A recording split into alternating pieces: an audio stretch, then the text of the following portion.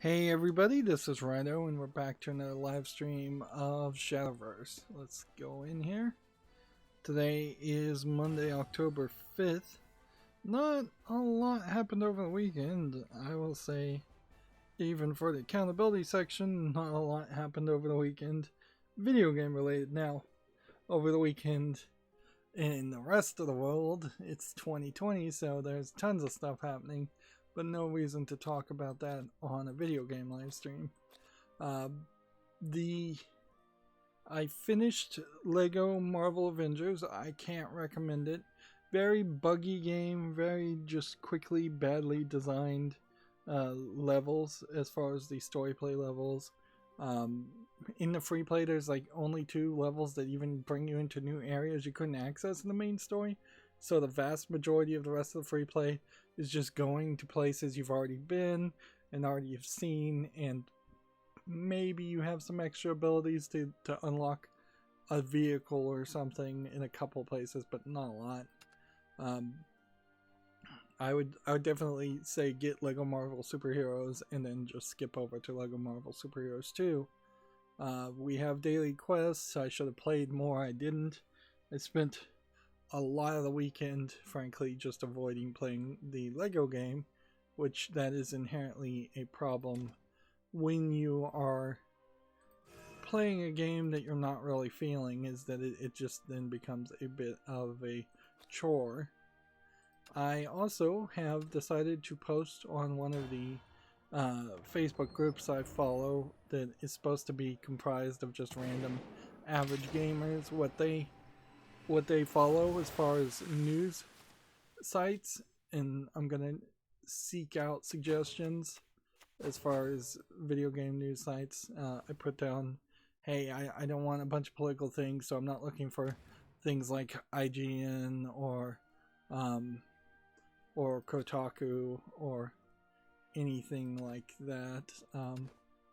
And I put that I was already following like Tech Raptor and Gamatsu and Gamasutra, so those are the 3. An open critic on a rare occasion writes a review. But yeah, I could probably use one more news source. There we go. That's nice. What does this one do? When this follower comes in play, randomly activate one of the following effects. Draw 3 cards, evolve this follower. When this follower leaves, restore 8 defense to your leader, and transformation doesn't count as leaving play. Okay. Can't really tell what this is. Oh, it's a dragon, but there's enough purple in the dragon that it's kind of fairly hard to tell that this is a dragon. And then you've got all these swords in the background that blend in and confuse the scene. It ignores ward when you order takes flight for a peaceful tomorrow. When you evolve it. So yeah, I'm gonna try and see if maybe I can find a couple more sources. How are we? We are still not as close as we'd like to be, frankly, with these cards, particularly knowing that you're supposed to have 2 copies of these cards if you're going to actually play them. Now, at some point, it is, I guess, slightly questionable whether I do need 2 copies or not. I'm going to just open another one of these packs. Since we've got 2.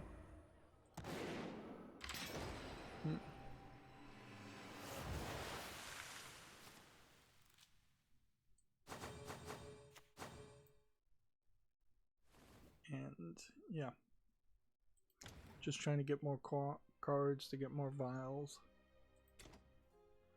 and to just collect everything. Decks, that's not what we need to go. We need to go to cards. And then, so we just opened, I think, 24 cards, and 22 of them are getting liquefied, which does kind of go to point out that the way this whole system is set up at the moment is going to be built around a lot of grinding. We should do this, but there is this danger now, as I've just gotten worse and worse as far as logging in on a daily basis and getting daily quests done on a daily basis. We may next Monday not really have enough gold to justify spending 600 rupees to do an open 6. Or maybe we won't get 4 tickets, which is also believable. Right now we're trying to get Bloodcraft if we could get anything, but it probably wouldn't be a terrible idea to do something like this. This is probably a really good card. Puts a Desperado shot into your hand if you play 1. If you play it for its regular cost of 5, you destroy an enemy follower before it can deal any damage in return. When you strike a follower at the start of your next turn, it summons Val Trustworthy Getaway car. So let's see. Desperado shot is deal 3 damage to an enemy follower. Then if you have at least 1 evolution point, use 1 to deal 3 damage to a random enemy follower and start your next. And at the start of your next turn, summon the trusty Getaway car, which Val's trusty Getaway car has maneuvers. Follows that originally cost at least 5 play points can be maneuvered. I forgot what maneuver even does. Followers with maneuver can't attack if the allied follower that meets the special conditions comes in play or temporarily leave the area, allowing the follower with maneuver to attack. When the follower maneuver leaves play, the follower maneuvering that card will return to play. So basically this becomes a character. Then if you play a 5 play point character, then this can attack, and the 5 play point character is temporarily removed into some kind of side deck that doesn't really exist, and then when this leaves play, it brings back that 5 play point character. Does that mean every turn you have to play a 5 point character to attack? I don't think so. And when this attacks, it could draw a card or deal 2 damage or deal 3 damage to a random follower or restore 4 defense to your leader, and it gets 2 of those effects. That's very nice. So yeah, that's a great card. Whereas Stroke of Conviction, I think we probably already have. Fire Arena, Haven Sent Wind God. What's funny is we don't really know what expansion these cards are from. Like, clearly this is the newest expansion, yes, but is this the newest expansion, or is this a card from any of the current in rotation expansions? And we already have this, I'm fairly certain. And Adamantian Golem might be something to do. And Resolve of the Fallen, I think we may have one of those already. My Swordcraft is pretty good. Ideally, I probably should get Runecraft cards.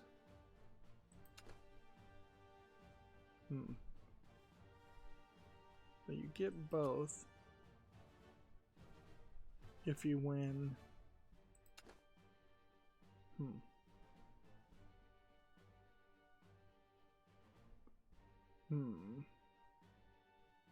Let's go with Runecraft, because Runecraft probably is the thing that needs more help. And frankly, we need 3 victories to 5 victories, somewhere in between that, to get the Phantom cards anyway. So picking based on the Phantom cards is actually a pretty bad choice. And ideally what we're looking for here is just high quality cards that we could play, and high quality cards that we can play later outside of this pick 6, which this is a very gambly system here, where new players go to die, and bad players like me clearly go to die. We're getting some gold, which is nice, but ideally we'd want to see more legendaries if we could. See, like that legendary is a legendary we get to keep, whereas this Phantom deck will all be legendaries and golds, but you'll have to pick from these. It feels like they should probably always put the guaranteed ones at the beginning. That way there's just no surprise there.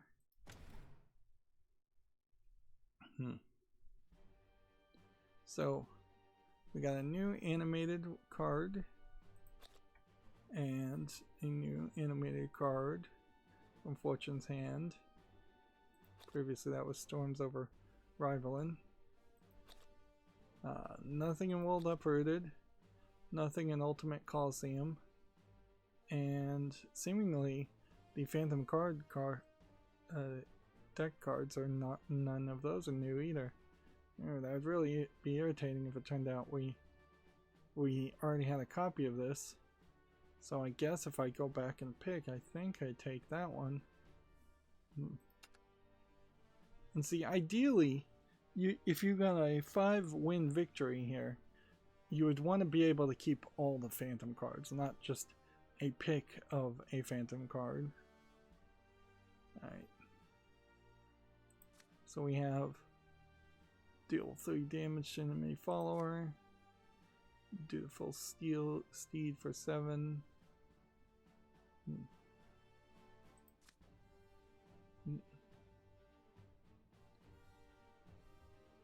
See.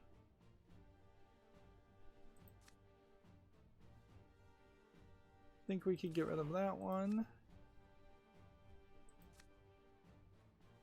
Play spells, you summon happy pigs.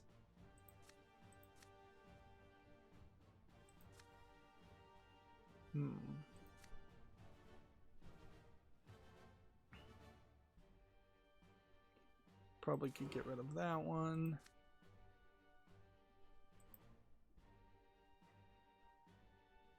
Scroll out.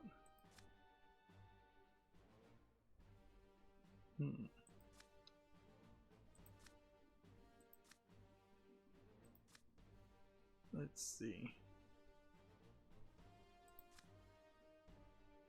Discard hands. Think we can get rid of that. I don't think we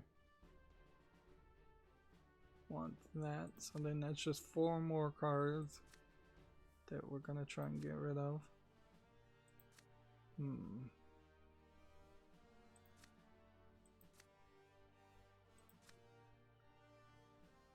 Charming Gentle Mouse. Interesting.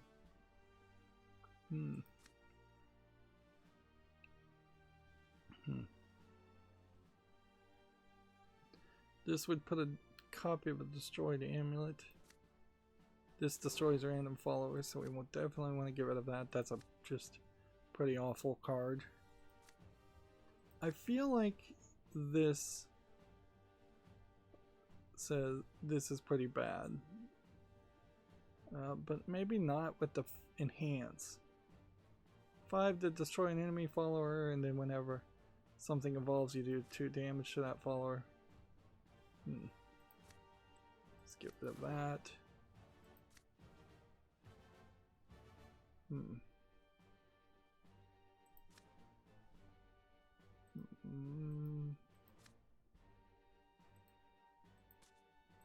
This one doesn't destroy itself, so let's get rid of that one, and then let's just get rid of that one too.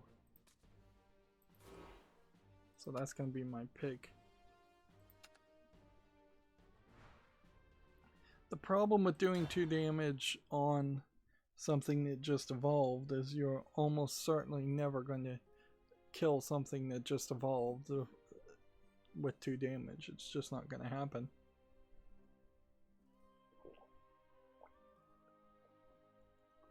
Like, almost every evolution gives you +2/+2.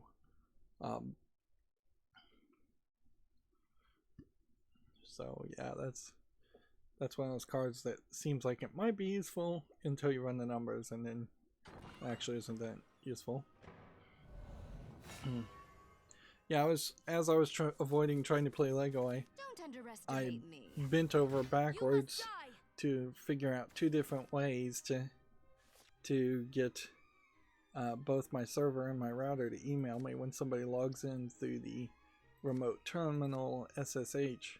And the reason why I had to do it two different ways is because there is a unfortunate lack of just the base systems and files in the router to use it. In particular, the password authentication modules, or PAM, exist in Debian and Linux and pretty much all the other Linuxes also. This town eats And good so folk for breakfast. it's fairly easy to, once I realized that I had to tell my SSH server, open the SSH on my server, to send the signal to PAM that a login has happened, instead of just doing it directly, it immediately fixed it. And inherently, by using PAM, it means if somebody logs in directly to the computer through a keyboard and mouse, that also will be emailed. And I just had to make and modify someone else's code to work for me. All to find a brighter future for everyone. Hands up. And I got it to work. So it actually is kind of silly because it was half a day's of work to get something to email, an email that says this user just logged in at this IP address, and you have to you have to write that code for two different instances. One, what is the IP address of the computer if you're logging in locally, versus what is the IP address of a remote client, because it's not very helpful to say, well, somebody just logged in at 127.0.0.1, which is the local loopback address, when they actually logged in at an actual IP address remotely. But yeah, just a little bit of a modification of code. The biggest thing was figuring out that OpenSSH actually wasn't sending the signal, so there was a lot of time. There was a lot of time there where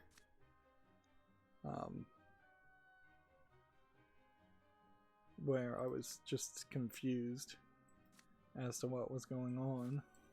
It couldn't be clear who the best here is. It couldn't be clear who the best here is. I've got the might of right. I am beyond prophecy. As for the router, because the SSH server is not OpenSSH but a much smaller bit of lightweight code called Dropbear, Australian reference there, Dropbear doesn't have kind of the same configuration files or options, and there is no password authentication module at all. So instead, what you can do in SSH, which this is a general standard, is it couldn't be clear who the best here is. It couldn't be clear who the best here is. I've got the might of right. Let's see. Mana, come forth. So instead, there's this open source. Sorry, I lost my thought pattern there. There's this SSH standard thing called force commands, where it automatically does a command when you connect, when a certain user connects to the remote server, instead of the default connection commands. So I was able to make a force command that would just run a script that would email. And of course, these are both end-to-end encryption emails, which I had already been working on in the previous weeks and gotten working. Wait, how did I lose? Although I still am kind of tweaking the size breakup function. It's working, it's just a matter of how few emails can I squeeze giant files into, versus getting 7 or 8 copies of the exact same thing. Well, not the same thing, 7 or 8 parts of different thing of one big file. But yeah, the problem with using force commands is it's only when there's a login, so the router can only tell me when somebody logged in. It really doesn't seem like there's a good system using force commands to tell me when somebody is logged out. There is in scripting for Linux, the bash scripting, although actually on the router it's not a born again shell, it's a different shell called ash, and there's many different variations of that. Again, a very lightweight system, but there is a system where you could trap for errors and run a function. So in theory, you could have a loop in the code going on in circles forever until you disconnected, and then the loop would give an error at that point when it's kind of forced to end and call the function. But I couldn't find a way to work it, and I imagine there's limitations just at that point because the ash shell terminal had already been destroyed at that point, which means all the environmental variables and all the things that would have been needed to be set for the email command to happen just can't happen. These are functions that should be, frankly, worked on more, and maybe I should spend some time to post a comment on the router forum and just say, hey, here's what I did, check this out, isn't this cool? But yeah.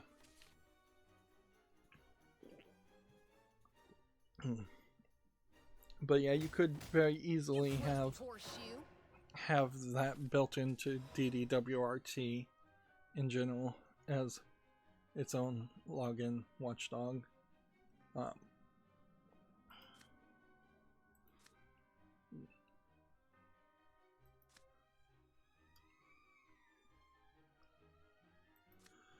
Let's see, what do we want to do?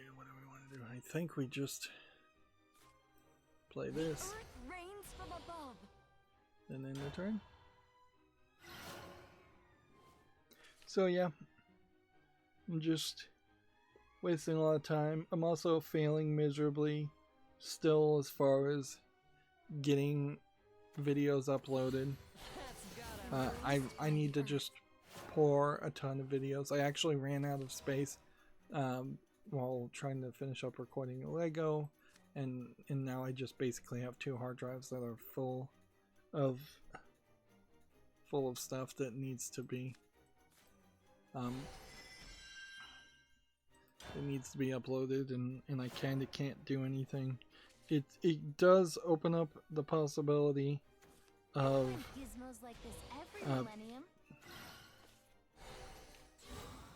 it opens up the possibility of then not really needing to record anything for a brief time, even though I should record things, and then instead just playing a lot of Shadowverse off screen and getting the victories and getting gold and doing the daily victories while videos are also uploading. That really should be my next focus. But I've been basically uploading one video and then not getting around to scheduling the videos and putting in the information, and as such it's just then become a very slowed down process, and I need to get the script running. Yeah, I did have that brief thought also of getting rid of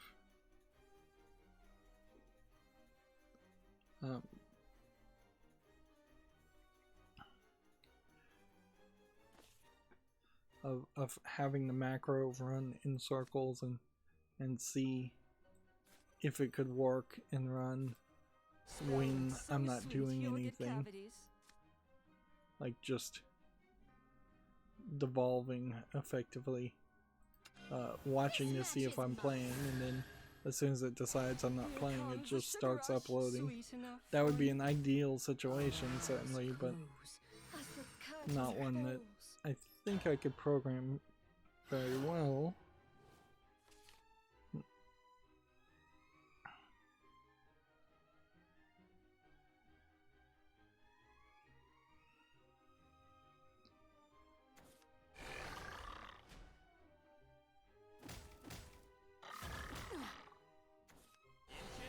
Accelerator! Is that a cavity? Trying to get my stupid game Destiny Child that I'm still playing running because it's in the middle of a event, and in the event there's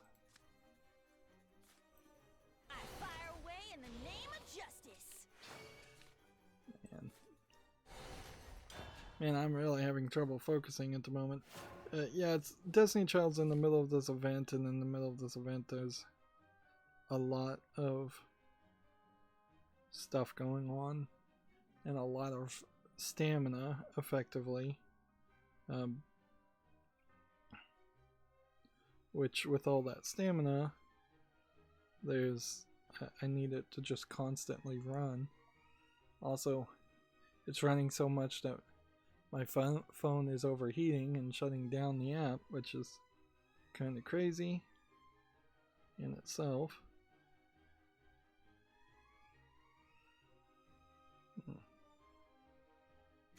The abyss will be your terminus. Coming at you. The time to lament has ended. No, you're not getting away. Adieu.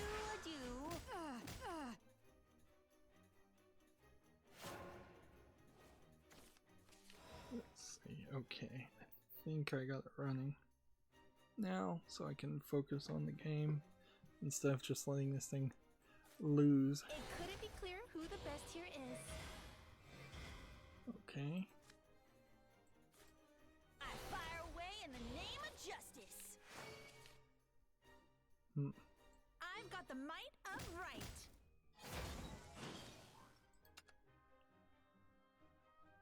2 damage to an enemy. Well, we will take that. You don't stand a chance. Blast them all to smithereens. Say your prayers. Go ahead and get rid of that. Have fun. Then in return. Okay.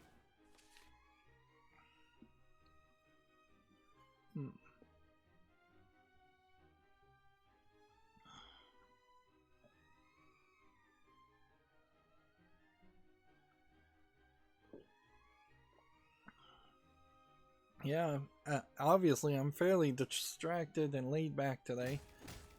Just not a lot to say, but yeah. It would also give me time, I suppose, to work on my old computer and set that up. Like, it's been a week. I've had to delete significant portions of the second copy of the old Windows install. I've been able to play all of Lego Marvel Avengers 2 without any problems. I think it's worth mentioning, though, that even though I didn't have any micro stuttering, there definitely were bugs, and a lot of that was a weird mistake. There were bugs, and there was definitely a lot of people that are complaining about issues in general with the Lego Marvel game, so it's definitely a problem. Half of the achievements that I should have gotten, I didn't get, and so it's a question about whether I want to go through it and follow all the achievements. There's several achievements in LEGO Marvel Avengers that kind of require you to have 4 or 5 characters from teams playable at one point, which will probably benefit from an achievement guide and following that than just doing it myself. This is our last opportunity to potentially get 3 victories, and so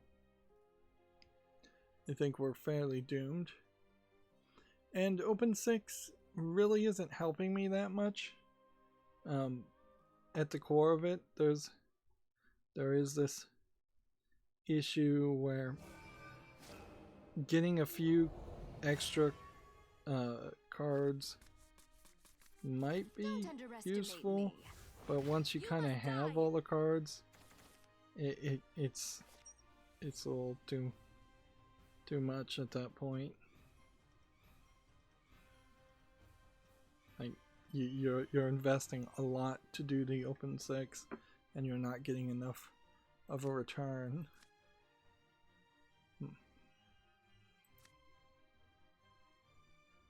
Alright, take this. Take this. Spell boost cards that I don't think really matter.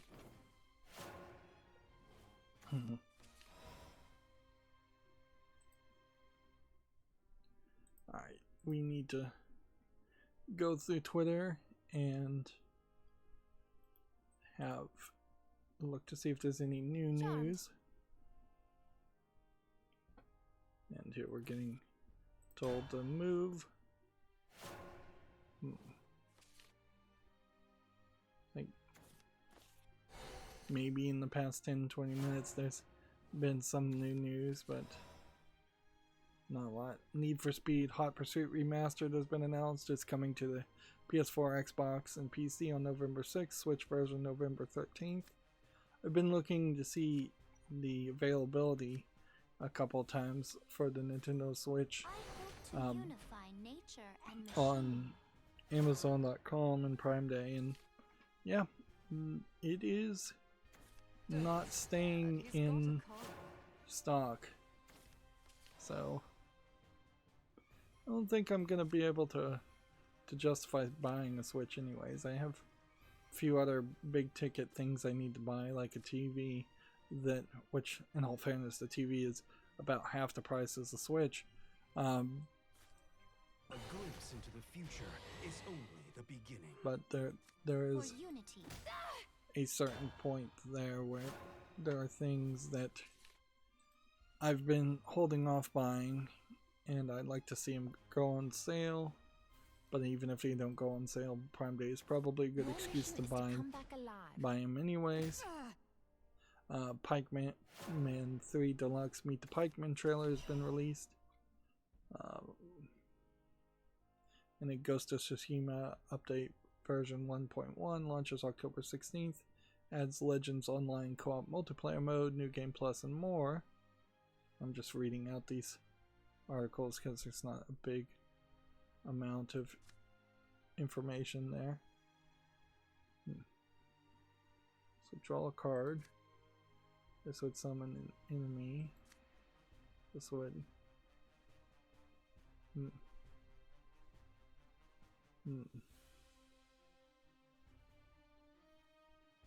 see if it is the 4th turn. I deal 1 damage.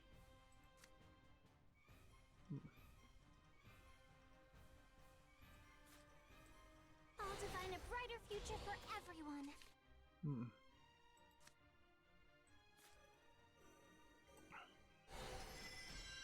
I think, yeah, we would probably best just doing trade for trade. I probably have kind of dropped the ball on paying attention to the way Shadowverse games are played and falling back into old habits of playing it more like a Magic game or a Hearthstone game where you just attack the face always. That probably is a small percentage of the reasons why I've lost lately. But in general, I just also am, even though I have a decent amount of cards, I'm still, Fate after all. there's still not quite as many cards as everyone else, and nowhere as close of a good orientation of cards, in the sense that I've not succeeded to really build good decks. There we go. Mana, come forth. Blast them all to smithereens. Say your prayers. Do that. One, two, For unity. and three.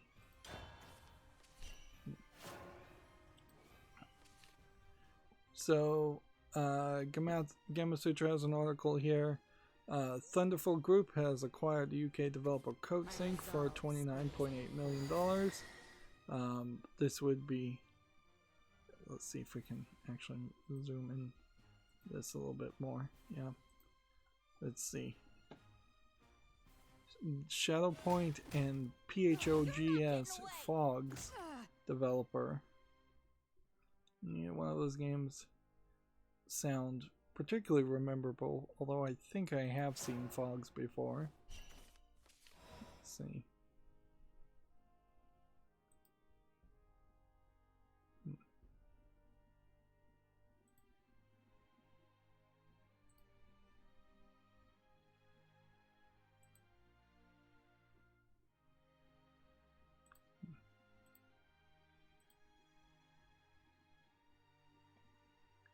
Gotta remember to play.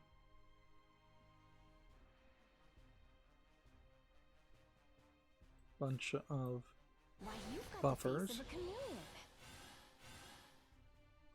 Nice.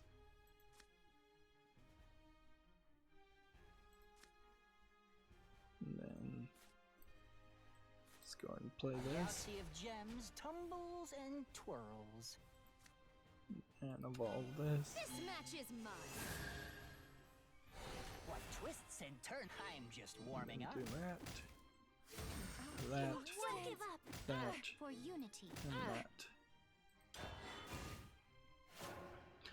Gematsu has an article here. A game called Disc Room launches October 22nd for Switch and PC.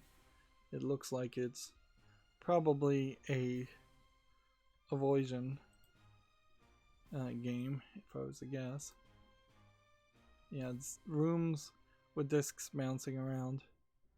Kind of reminds me a little bit of Smash TV, but it does also feel like a fairly generic game.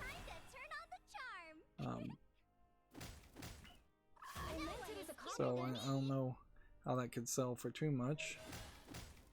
How did I miss that? Okay. What can we do now? We can play this, which would summon a clay golem. We can do this for Storm, which that's almost as good. So if I did this and then this, Could it be clear who the best here is? Could it be clear who the best here is? and then I've got the might of right. 4 plus 3 For unity. plus An 1. exemplary battle. Got fairly lucky there, but I was able to succeed. That should do it. And it seems like we're really only going up in the battle pass with wins. So this might be a very good point to rethink this season with the battle pass, since this is the first time with battle pass. This might be a very good point to say, hey, now is the absolute worst time to buy the battle pass, because you don't even know if you're going to get enough wins in the duration of the battle pass to get to level 90, because we aren't anywhere close to that, really, and it's already been a week. Moving on, Game Sutra has an article, Sky Children of Light has top 50 million installs worldwide. Now it is also a free-to-play game, so I don't think there's a ton of stuff to take from that. And they gave it away for free, and they advertised it heavily, so there's lots and lots of reasons why that would be the case.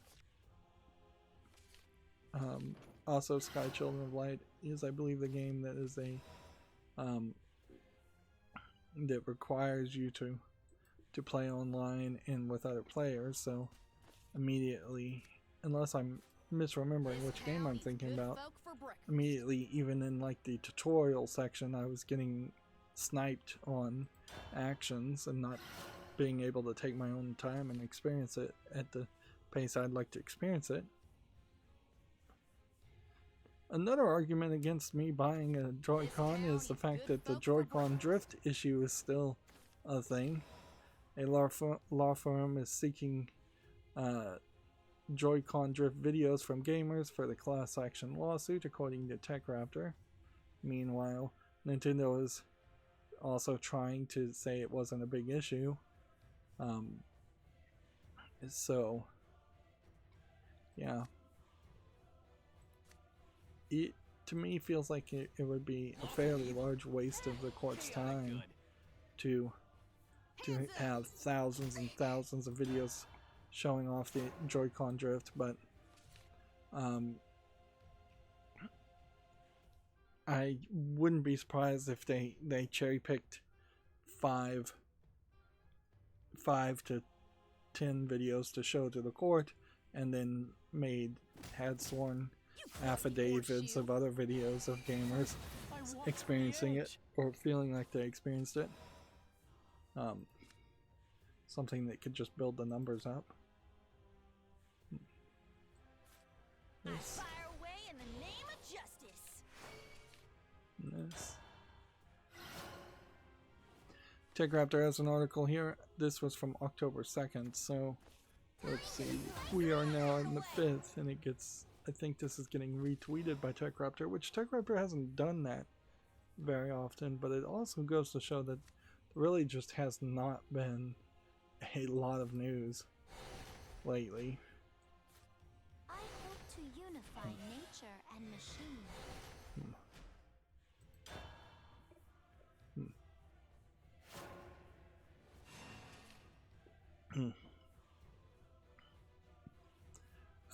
Controversy looms over Kena Bridge of Spirits as former lead designer speaks out. Former has claimed that he was forced out from Ember Lab after having created 95% of the game's code, a claim which has been refuted by Ember Lab. It kind of doesn't matter one way or the other. This is certainly one of those cases where you have to get it in writing and get a contract and have a good contract, even a good employment contract. And if you don't have a contract, you should pretty much know that you are doing a work-for-hire job regardless of what they're saying, and you're never going to get any kind of royalties or respect. And I think that's really where this all is going to boil down to, is that the developer felt like he was making a game in a company that he owned, and legally speaking, somebody has tricked him into not being that. Kena Bridge of Spirits is an upcoming PS5 game that was announced during the June PS5 reveal. Oh yeah, that I remember this controversy now. And that certainly did not make Sony seem like they were well vetting their companies, frankly. He alleges that a portion of the work was unpaid.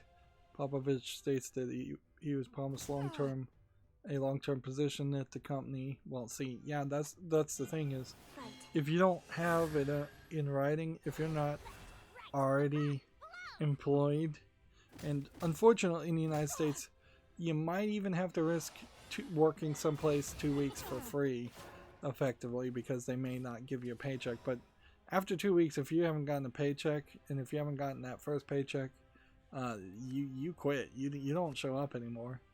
And you have to be fairly certain about that, because scammers will try to keep you working for free for quite a long time, and working 95% of the for creating 95% of the game, and having no, like, nothing from that.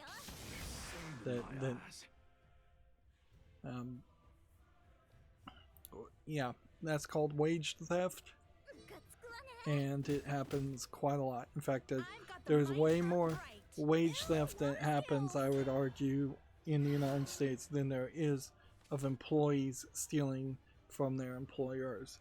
It's usually almost always the outside. Let's see. By September, things were increasingly stressful in the conversations as they were straining for money, Popovich said. Even with me working for free, there was talks of running out of a budget. That I imagine that probably was true.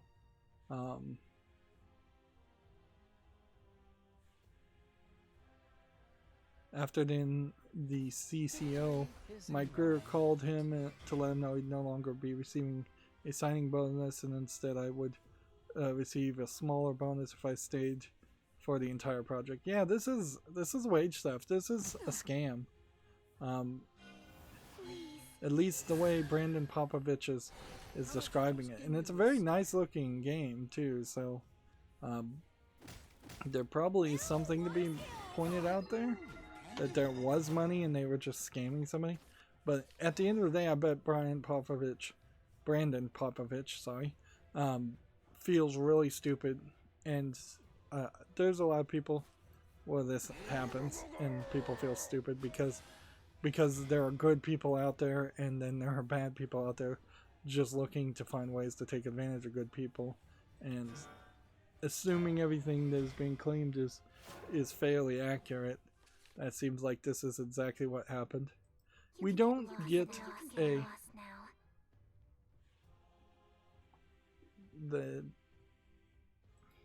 still haven't figured out how to mute people.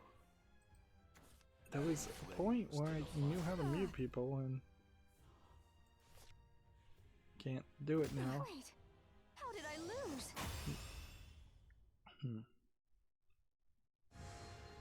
But yeah, you have to be very, very careful about employers and fake employees.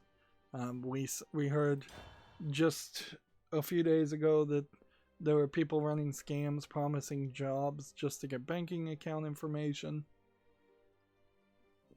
You kind of need to make a new bank account, and it's not always free to make a new bank account, but you kind of need to make one when you're giving over direct deposit information. It's probably not necessary though, because the banks have a fairly decent system of protecting you. Some banks do, at least. But yeah, we will almost certainly see more instances of scams happening, both in the world in general and in video game news. There's plenty of scams that have always been happening. Half of the games that get sold are sold, I think, in kind of a scam fashion, more than just your standard season pass with DLC or game with microtransactions. There's a lot of games out there on Steam that we see every stream that are just incredibly low effort games trying to scam usually not even a lot of money out of people, but some small amount.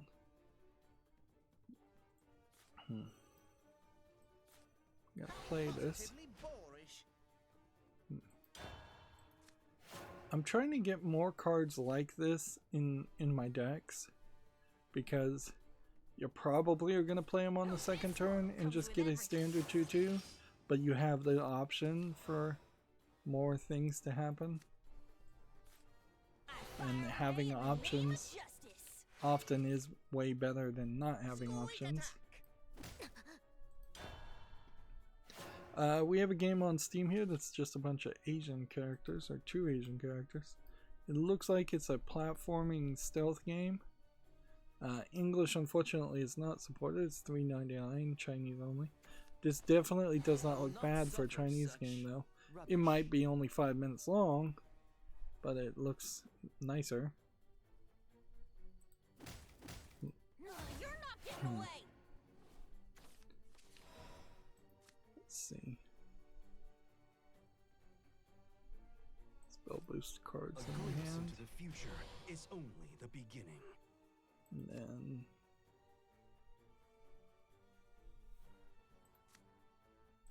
summon this. Town eats good folk for breakfast. Squeak attack. And then attack that. Telegraptor has an article here. Outriders may be delayed to next year. Okay, I don't really remember Outriders. Frankly, we have such little news that even though I've been moving slow today, I need to kind of get the daily quest done, or at least some of the daily quest done. And I might as well start doing a follow list cleanup right after finishing the wishlist cleanup, which there's really no good system there, but So this we is can my fate after all. we can start doing some preliminary work on it, I guess. Here we have a game on Steam called Evil Ritual Horror Escape, which just looks like an asset flip escape to room thing. I'll give it a chance. It's selling for $3.03, English only. This text is still too small. Alright.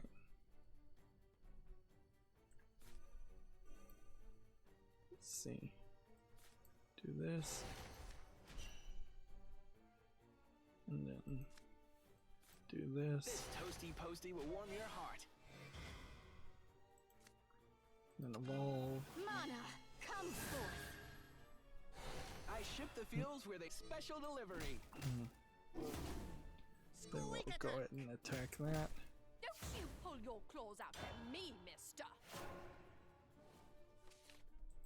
Let's see.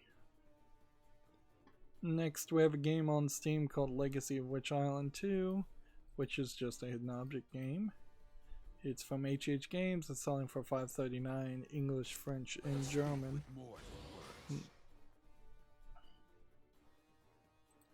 Yeah.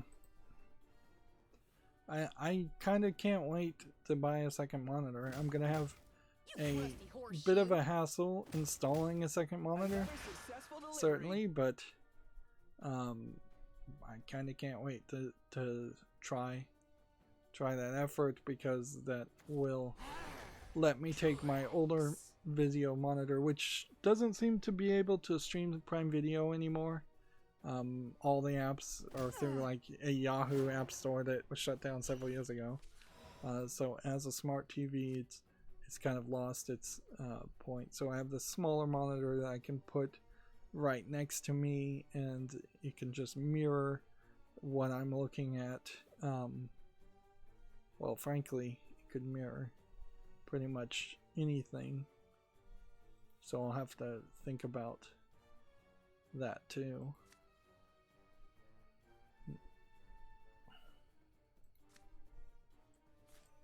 Why, you've got the face of a chameleon. Okay.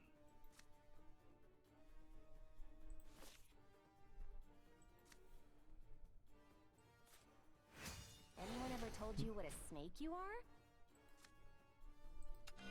This match is mine.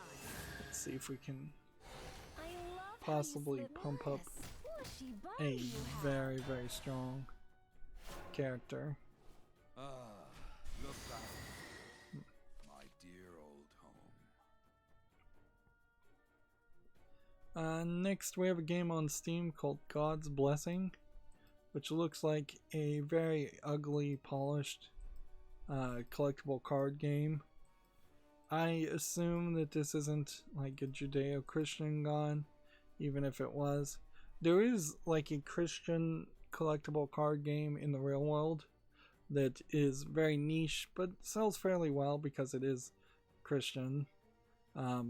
Whereas this doesn't support English. It's $8.99 and it's Japanese only. Yeah. So, and it's always, I think, worth mentioning when the Japanese use the phrase God, capital G. I don't think they really have a capital G, because I don't really feel like there's anything in Shintoism or Buddhism that is an actual omnipresent being, creator of the universe, that's really talked about so much, compared to, say, like Indian religions where they actually do have like Shiva and several other gods. Shintoism is kind of more naturalism, and the idea that everything can gain a spirit after a while and everything should be worshipped.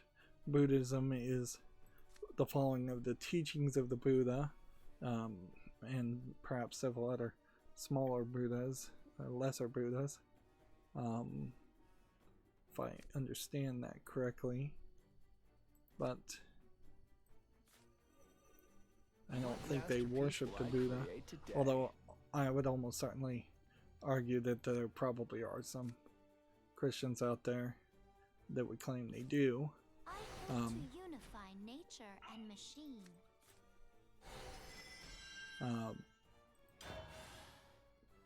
So, yeah, and Buddhism is mostly around a concept of releasing all desire for anything other than internal mental clarity and calmness,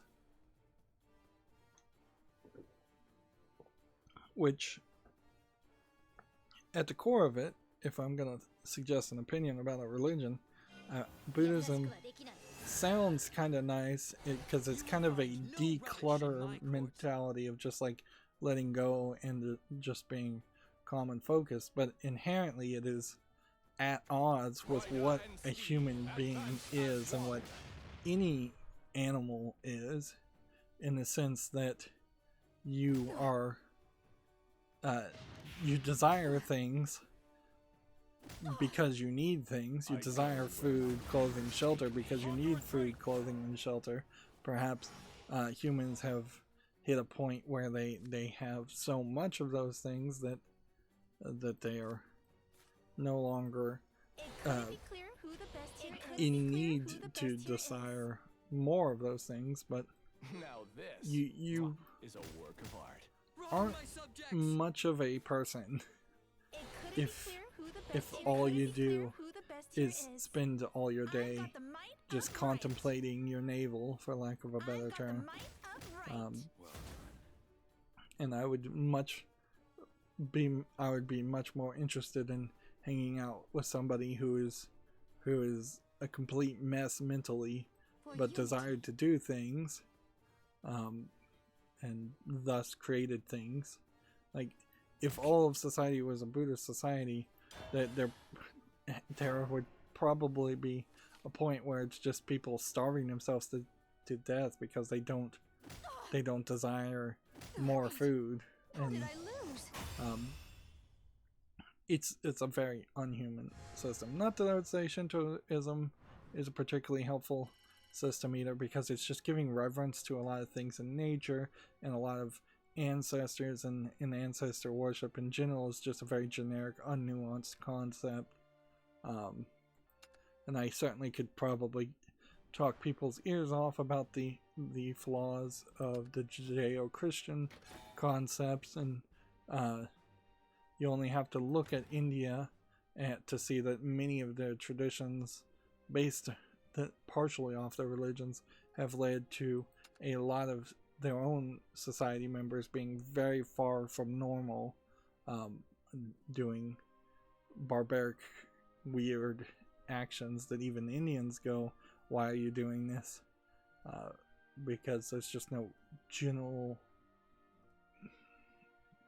commonly agreed upon good sense, and that pretty much applies to the whole world, is that religions often allow for people to believe things that would not be allowed in common sense if common sense actually existed as a thing.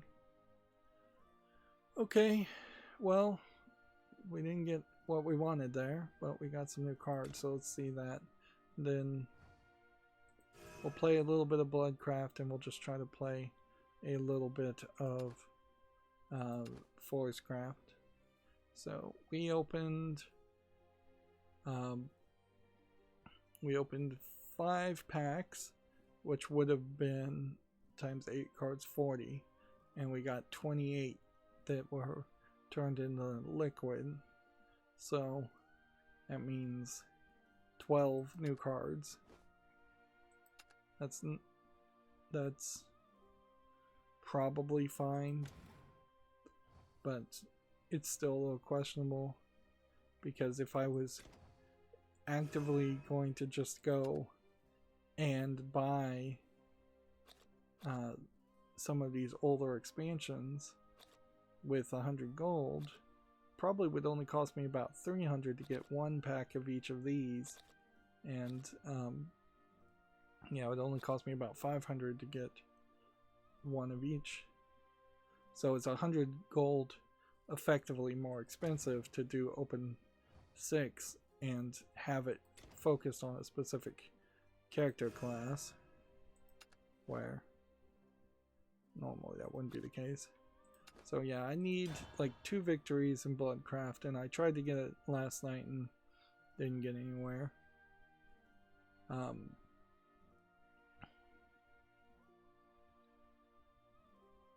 So yeah, I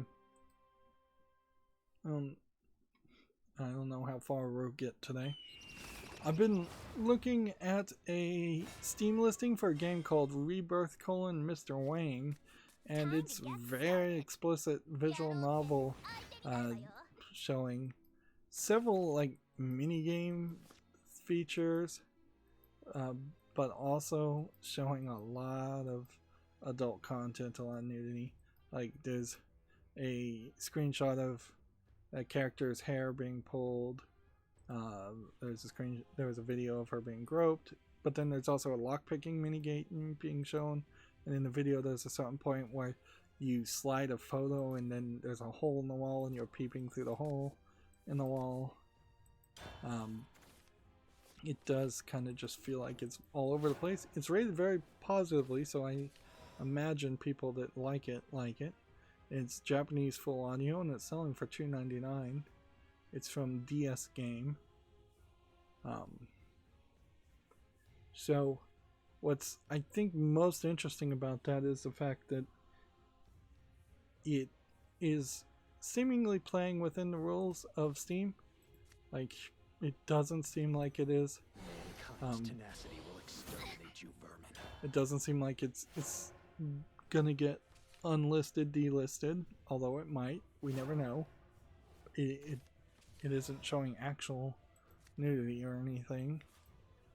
In the screenshots, it censored itself, but it did certainly pass along the message that, hey, this is an adult sex game, so don't be surprised when it isn't.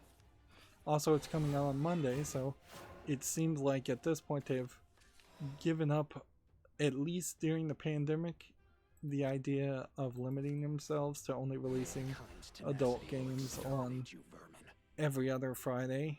Tasty. Which is, it definitely felt like that was what was going on before the pandemic. Next, we have a game on Steam here called Quest Escape Room, which is just a RPG Maker game for 59 cents, English and Russian. But that does remind me, I wanted to see if I own Quest for Glory, and I have fixed this in such a way that if I zoom in high enough, there's a redrawing of how a Steam page works. So I blocked everything except for the search bar, and at 110% the search bar disappears. At 120% it's back. So that oddly was the best way to do a search bar without it being a big deal. So yeah, I do own Quest for Glory. I thought I did, the collection of 1 through 5. And I saw someone speedrun it. Oops. They're mad at me. Tasty. You don't belong here. You don't belong here.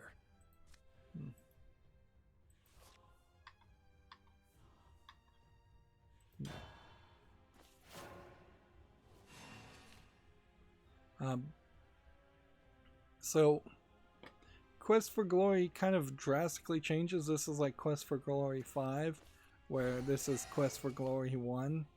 So it is quite a far-reaching series of games, and it has RPG elements in it. So I think I might want to try that next time I try to play a text parsing point-and-click adventure game. It's important, I think, to recognize that it's a text parsing point-and-click adventure, but yeah, that it did look interesting to me after seeing someone speedrun it. Tasty. Of course, I'm gonna mostly play it as if I don't know how to play it, so it would probably take several hours to play each one, and it would be its own little series.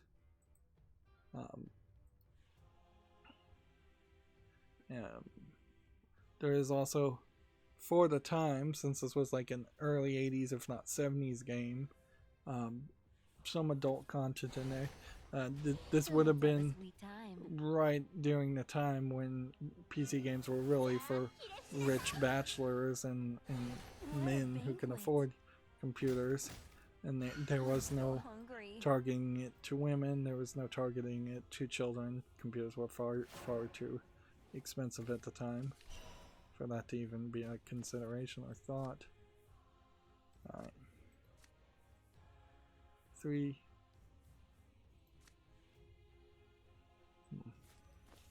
I'm still hungry. What do we want to do? I shall give birth to a new world. That evolved. And so that means this is going to do 4 damage.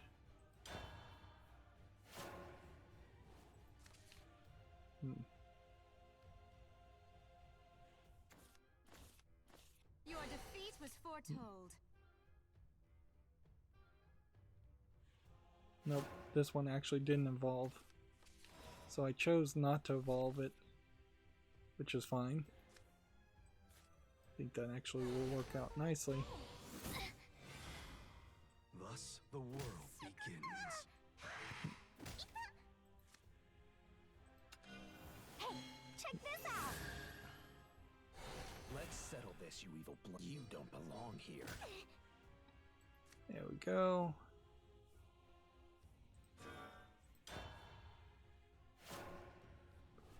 I was trying to tweak this deck to actually be something that would work, but I don't think this blood deck is as really good as it's showing right now, frankly, because we are potentially going to get just screwed here as they play a ton of cards.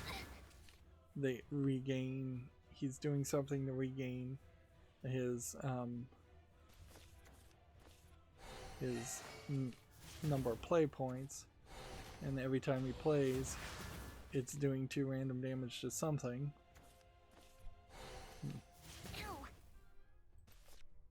So I'm at 7 and she's at 3, and Now I'm at 5. Let's just watch it. I'm not afraid of the light. He has like 4 more play points. 3 more play points. It seems like he's gonna win. Although it seems like he's having to think about it. So I embrace all manner of spellcraft. if it can do that one more time, I've lost. The world cycles on. Seriously.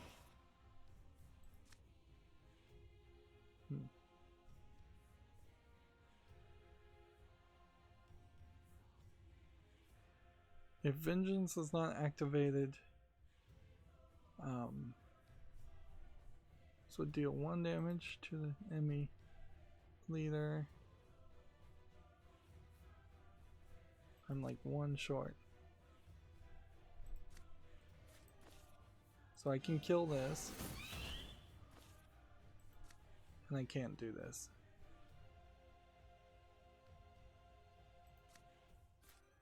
So Trim excess.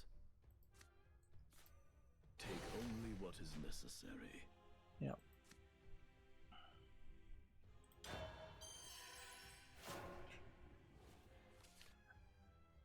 So yeah.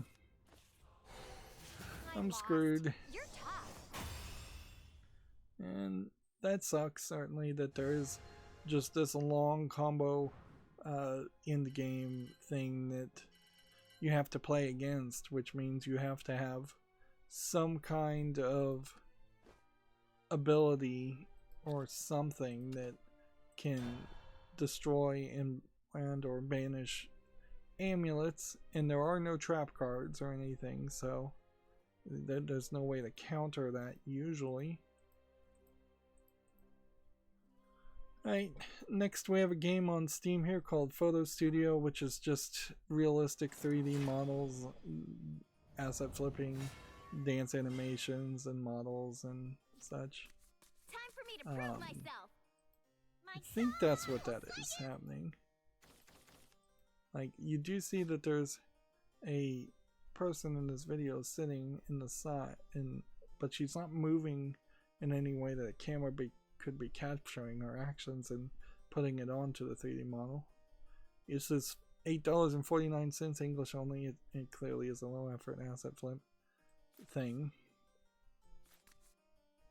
just designed to potentially sell to people who lack common sense and can be potentially titillated into purchasing garbage games.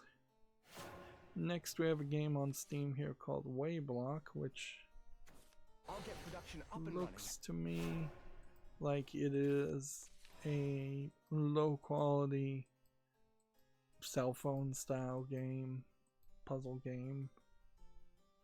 You're moving blocks to point like a laser beam type thing. There was a game that a YouTube content creator created called Z Game, ZEGAME, and I just removed it off my wish list because it really wasn't relevant. There was a 3D version of this game, Wayblock, or very similar to this. Wayblock is selling for $9.99. It's English and Portuguese, so it's totally not worth that much. Even Z Game was too simplistic of a game to really justify staying on the wish list. I suppose it is worth mentioning that a significant number of the things that I opened up to look at from my wish list, I then immediately looked at and said, oh yeah, now I see why this is on the wish list, and left it on the wish list.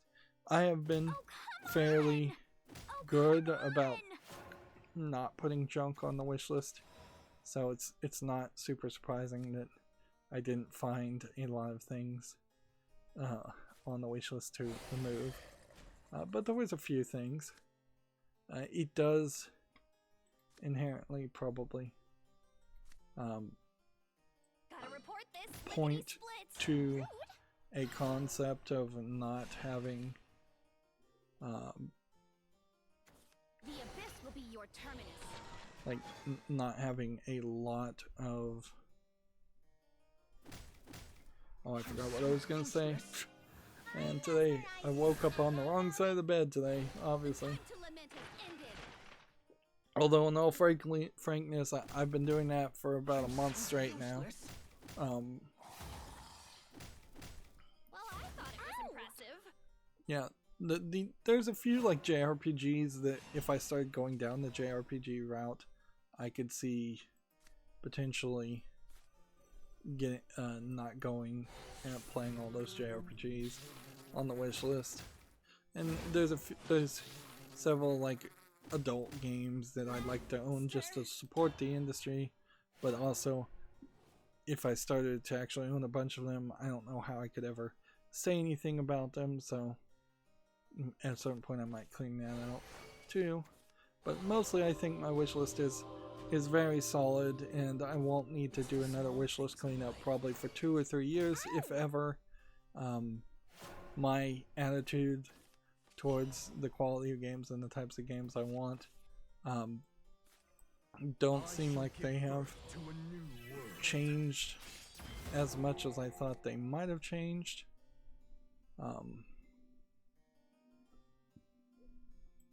And so there's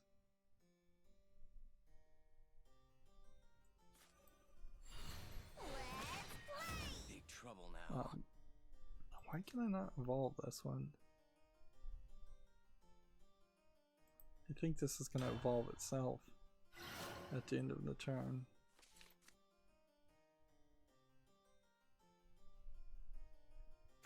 Opening up keeps the blues away. So I have to evolve this using some kind of card effect. Tools of the ancients, Some other. show yourself. So this only evolves when it's evoked. And if it's in my hand, then I just lose that ability. Cycles on. Which, when it's evoked, probably means that you've lost the game at that point. There you are, my little trespasser. What an oaf! Maybe this time I can fade completely.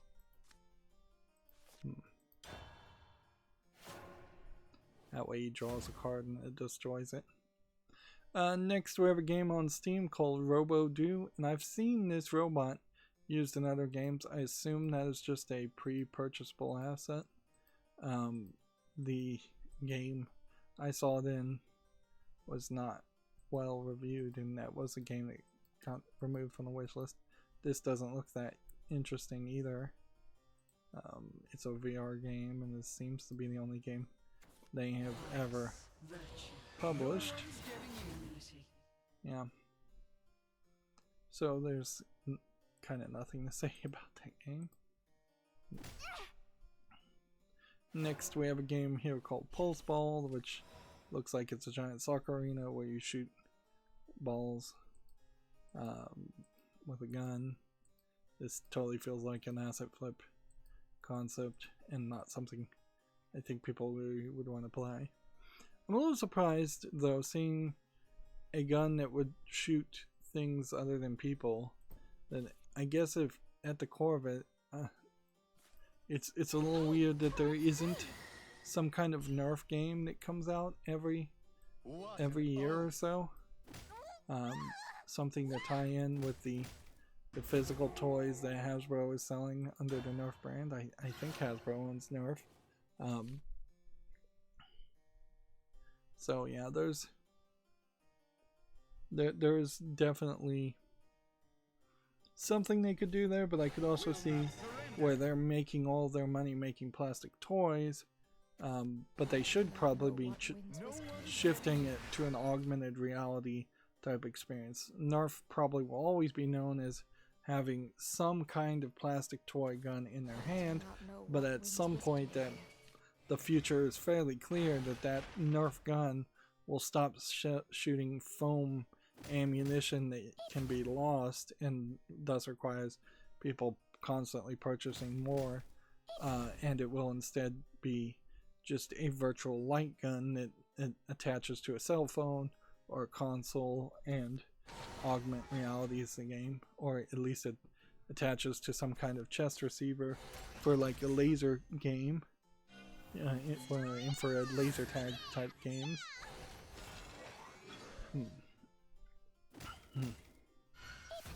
And at the core of it, I think there's a consistent anti-gun sentiment that will always kind of exist too, so you could see how it would be beneficial to not have that happening. So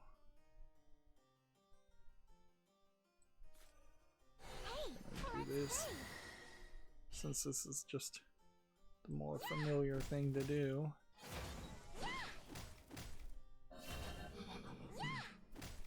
What an oath! Hey, let's play. I might as well just evolve this. You're done for. I'm so sparkly. Yeah, Nerf would do very well to try fairly hard to also remove, what's this card do? Faller that originally cost 5 play points. When this faller becomes maneuverable, banish all other followers excluding Bring Drag Gilded Autocrats. So this is the new logo. It has like a little wagon wheel under it. And it's maneuverable, so I assume it can attack now. And that's that. Okay.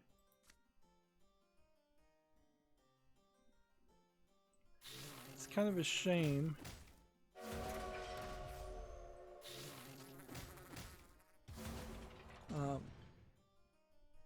Because we needed more fairies on the field so I could play Corrosive Thorns.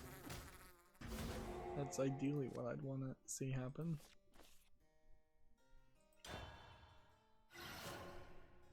I should have played the thing that would have summoned the other character. Right, so this guy's gonna do 4 damage at the end of the turn to everybody, including his own leader and I think my leader. So with this and this, that's how they're gonna win. Oops. You're strong. Nope, it's still activated even after the fact.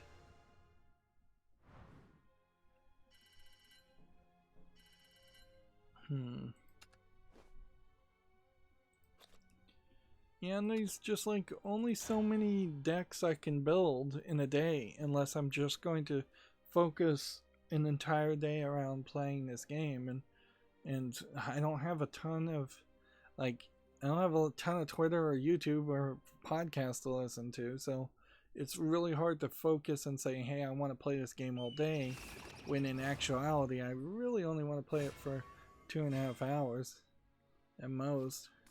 You must die. Next we have a game on Steam called Desktop Man, which looks like a weird desktop avatar. I don't know why these are coming back into fashion. I don't know anybody that wants them or likes them. $3.59, English, Japanese, Chinese, and Korean. The other thought there is I don't know how many of them would actually want a male character and not like an anime waifu type character. If you're going to have one of these avatars on your desk.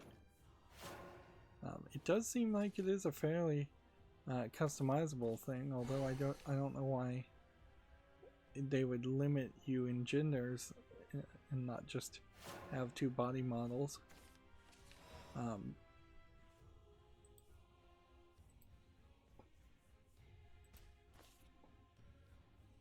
So yeah,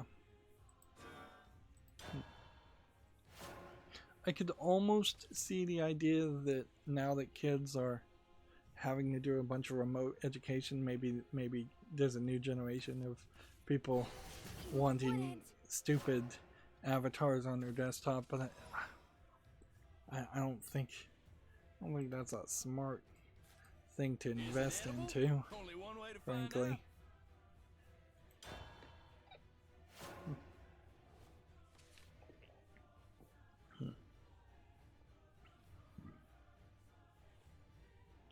It's a little surprising that the Siri built into Windows didn't try to have a Siri, it's not Siri, Cortana in Windows. Yeah, it's a little surprising that they didn't have an actual virtual Cortana show up in Windows, or at least have that as an option. My allies, my Because friends. that's about the only way a desktop avatar would make sense, is if it was a assistive device that could actually help you, and Clippy certainly tried to be that and failed miserably. Moving on, Gametsu has the PS5 Japanese handle-on videos, hardware controller, Astro's Playroom, Ball in Wonderland, Devil May Cry 5 Special Edition, and Godfall. I was listening to a podcast and somebody saw the Xbox Series X, and one person on the podcast said, "Man, that's so big," and the other person said, "Man, that's so small." So there's been a lack of Let's speed things up. what I would say cooperative understanding of the size of the Xbox Series X. But there is, I think, in most people who are in forums, an understanding that the PlayStation 5 is bigger than the Series X. Nothing scary with allies by your side. I also saw someone start to work on 3D prints of a Raspberry Pi miniature Microsoft Xbox Series X. There is also rumors of a GameCube Mini potentially coming out from Nintendo, which the Nintendo 64 was a bit of a failure, so skipping over to the GameCube might make sense, but then there's also problems with that idea in the sense that you could probably still get a Wii fairly easily, and Wii's could play GameCube games. They were backward compatible, and they never stopped being backward compatible. I think even Wii U's were backward compatible from playing GameCube games. So, yeah. You crusty horseshoe. Yeah, I don't know if there's enough of a reason to do that. You'd have to either have a lot of space, or you're going to end up having potentially, like, I saw an image that said 30 games on the GameCube. I would not be surprised if that is actually way higher than what it really would be. Like, I wouldn't be surprised if this was right,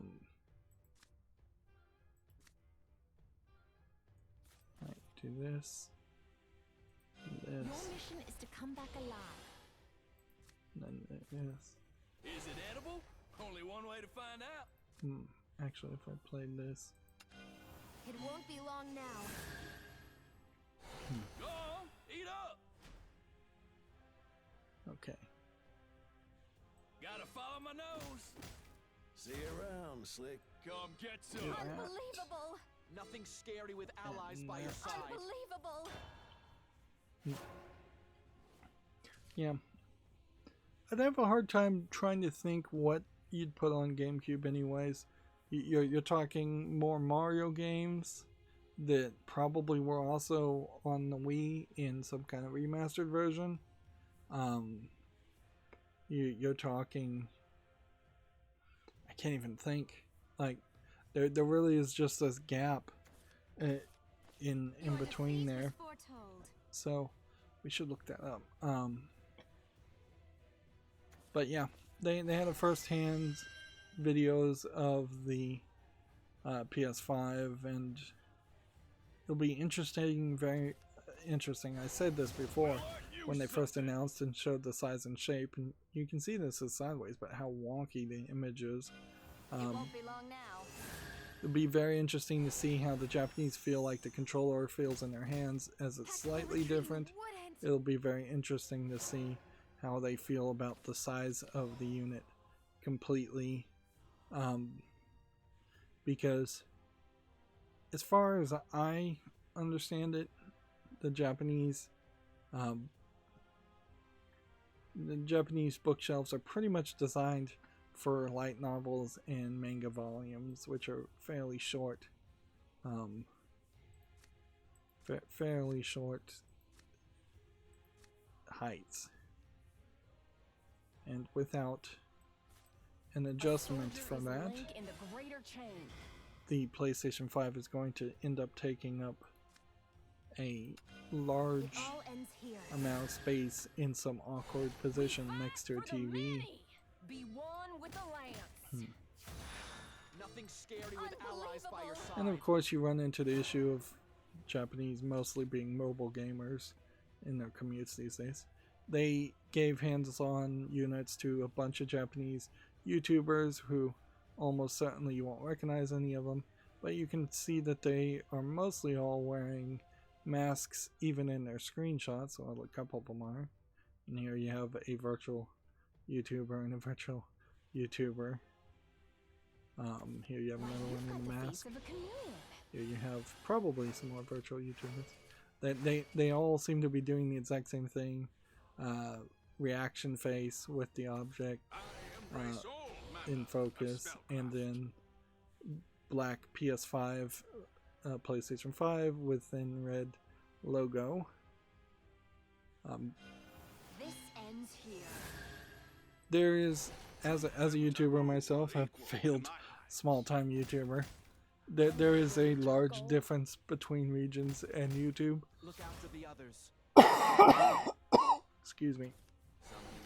And frankly, there's a large difference between regions as far as how important YouTube is. In general, I'd say in China, YouTube is basically nothing.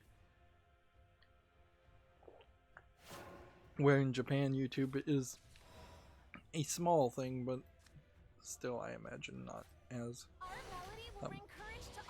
not as good as it should be, or not as big as you might think it should be. Alright, this A pleasure to instruct you. and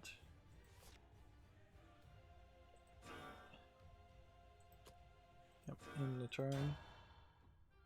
Gamatsu has an article. Cyberpunk 2077 has gone gold. It's due out November 19th, which kind of in a sad way proves that there's no more to Cyberpunk 2077 than what we've seen.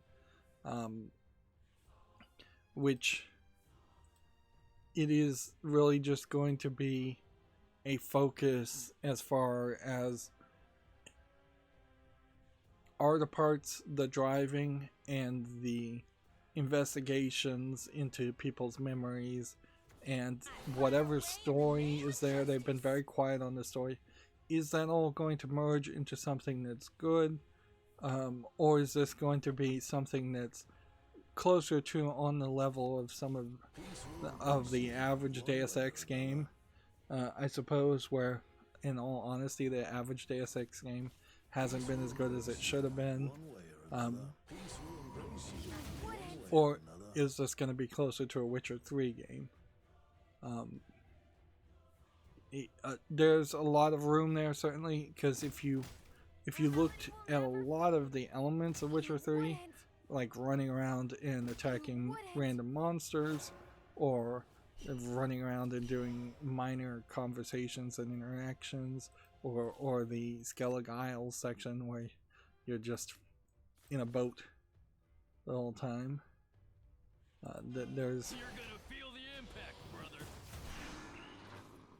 There's definitely parts of Witcher 3 that in the abstract weren't that interesting.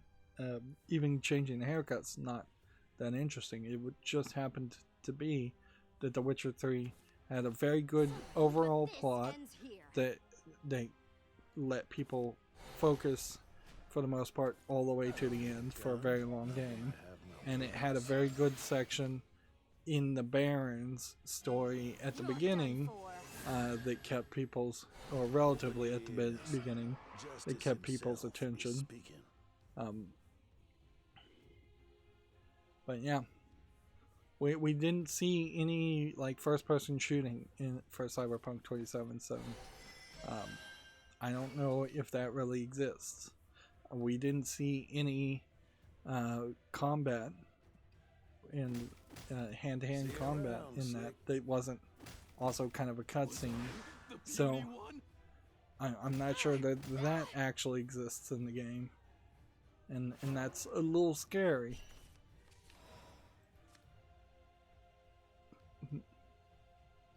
Okay, we play this, or we play this.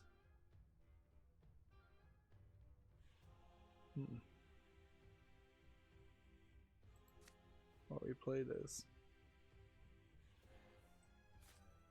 We can do this much, I suppose. And then we can do this much. In the blink of an eye. Draw.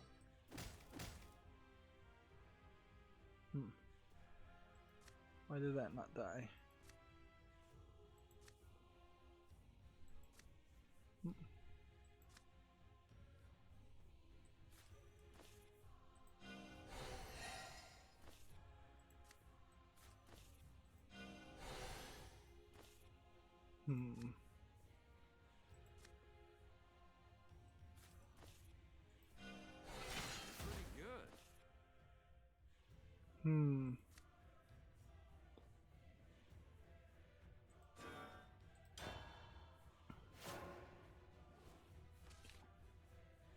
Moving on, we have a Gematsu article. Level 5 has announced a manga-based focused creative communication website.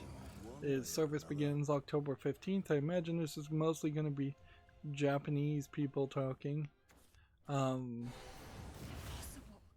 It's a place where users can share and support passionate works regardless of whether professional or amateur. It's a new challenge that stems from the desire to create a new entertainment together and share a real world feelings different from offered by video games. Okay. It doesn't seem like there's a huge focus here to post manga games, not manga games, but mangas, just manga comics, and then somehow monetize around it. It seems like it mostly, at least in the way it's being described, is for people to maybe put up their content and just get feedback. And a lot of that will just boil down to who really has the license and who has the copyright for this manga at the end of the day, because there's been several kind of sites like that in the West. There was a Viz Media one where people were actively asked to post mangas that Viz was going to publish, and then Viz published maybe 2 or 3 of them and then claimed the copyrights for everything else and never really did anything with it, and it just failed miserably because nothing was really getting greenlit, where a Steam Direct mentality probably is a smarter move these days, where they like, if there's a manga site that literally just said we're going to post everything that anybody offers, there might be a smart mentality around that. Ninja art, sheep counting jutsu. Let's see.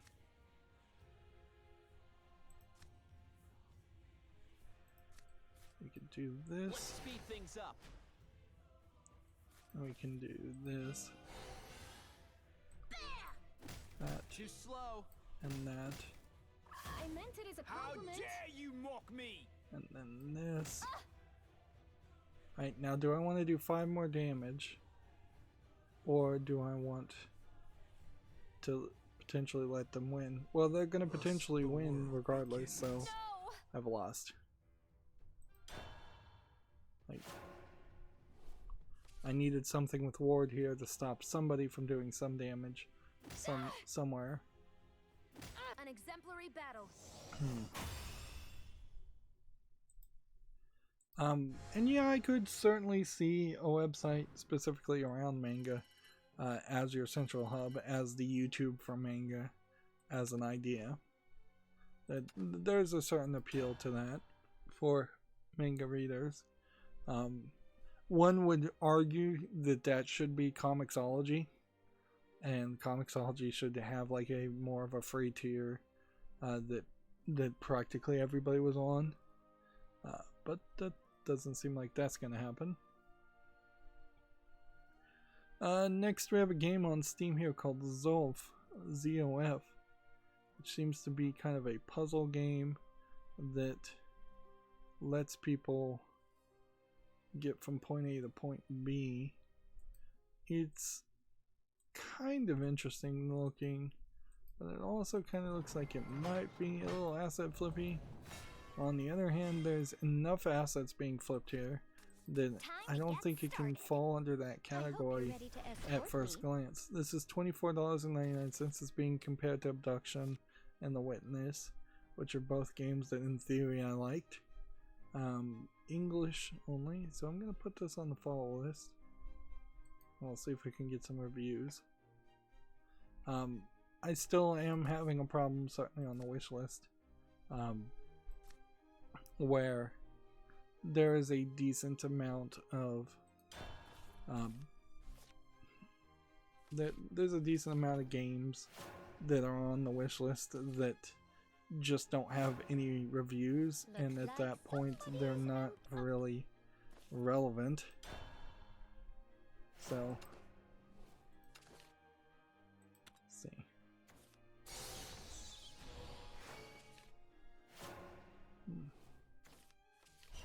Display other users' messages. Maybe that's what it is.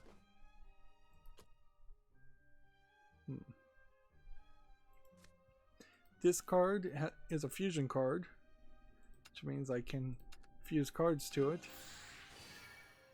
And it's not a very good fusion card because you have to fuse 3 cards to draw until you have 6 in your hand. And then if you fuse 6 cards, you deal 6 damage to all enemy followers. And for 3 mana. And they have to be 3 Bloodcraft cards that cost 3 or less. So building a strategy against Ball is a pretty bad idea, and I need to get rid of it and adjust this deck otherwise.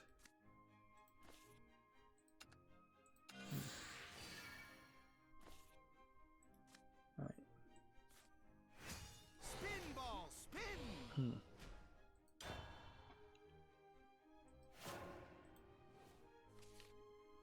Next, we have a game on Steam here called Encore Classic Casino, and I would have sworn that this is Hoyle Classic Casino. So I'm wondering if what happened here is that the Hoyle lineup of games lost the Hoyle licensing, and so they have just rebranded these old games as Encore, as the company's name. Now this is $19.99. English only. I'm gonna put it on the follow list, but you definitely have some problems here for being such an old game, and the fact that you also have classic card games and classic casino games, which that's not too terrible of an idea to separate card games and casino games. I think I was playing the casino games one, and then you have Around the World as Carmen Sandiego, which is mixed now since I last saw it. Let's see.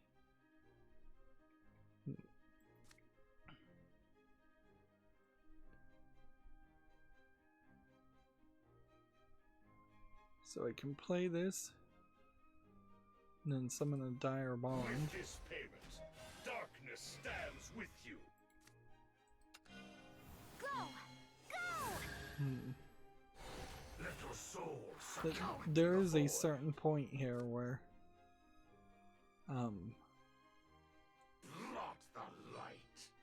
you have to really think about if there is a value in having the platinum cards in your deck, because a lot of these platinum cards don't seem like they're worth it. As far as Carmen Sandiego, we said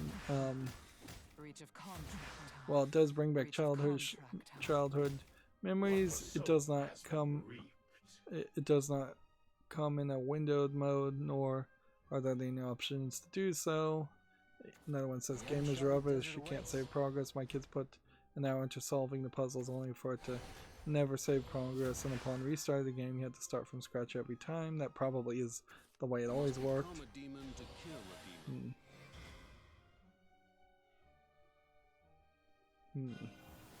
So yeah, there is a lot of danger certainly of having an old Carmen Sandiego game available for sale. This is definitely, I don't even remember this Carmen Sandiego game anyways, and I thought it might be frankly a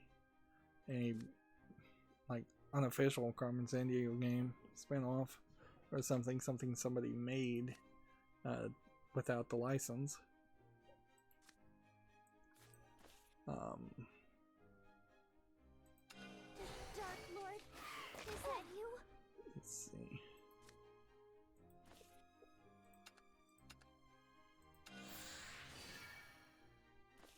So now we are up to 5. Let's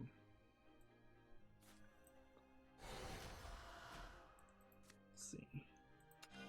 Hey, Ball. check this out. At the end of the turn, destroy a random enemy follower. Restore X defense based on the follower that is destroyed. Best of luck to you. Eradicate all demons. This is a fairly nice card to play. Yeah, if you're going to release an old Carmen Sandiego game, you probably need to bundle it with a new Carmen Sandiego game, or as a bundle that makes it very obvious that these are old games. Otherwise, you're going to have kids accidentally buying something that they really don't want, or having a very old school experience of games that potentially don't save. Next, we have a game on Steam called My Holiday 2, which looks like a weird Chinese visual novel by the looks of it, May as well have fun. with some like MS Paint almost level graphics. English was not supported, $9.99, Chinese. Okay. Destroy an enemy amulet.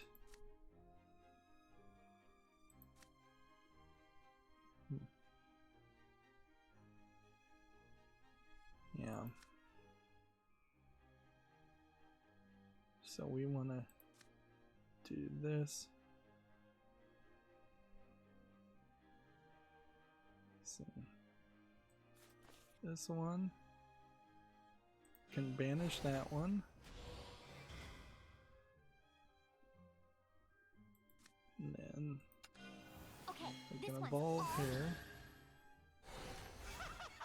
Are you having fun? Will it be crimson red? Then end the turn.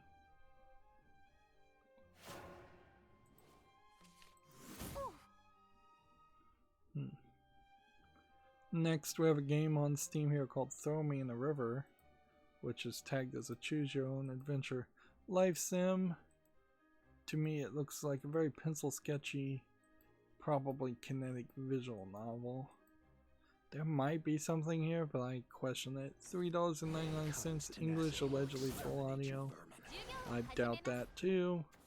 I'll put it on the follow list to see if maybe there's a story to tell here that would justify making it a video game versus just having a story.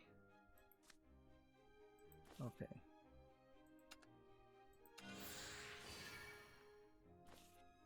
So we've now fused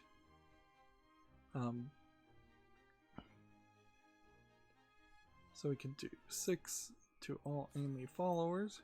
Rain drowns the wails of the damned. I'm not afraid of the light. Killing everything. And then we can destroy this. And then we can go ahead and play that. Time. And Will it be deal crimson 7 red? damage. Impressive. Only other thing we could do is this. Let's see, next we have a game on Steam called Kern Mantle, which looks like a low effort kind of co-op climbing, getting over it type clone. Let's see. Needs a controller, it's $11.99, English only, nothing interesting there. As you can probably tell, not a lot of news to talk about. Yeah, I probably should say not a lot of news near the end of a stream instead of at the beginning of a stream, because I always say it's not a lot of news, and then half the time feels like there is a ton of news, and half the time it feels like there isn't. So I'm all over the place.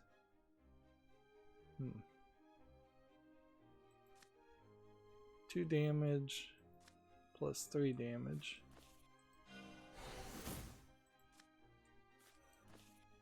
The world cycles on. And play that. Mankind's tenacity will exterminate you, vermin.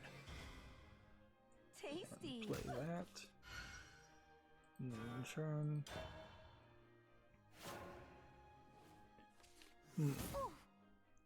This Titanic Showdown will put 5 random followers there, which would cost 9 points from your hands Over this new in the contract. play. This sweet child is mine.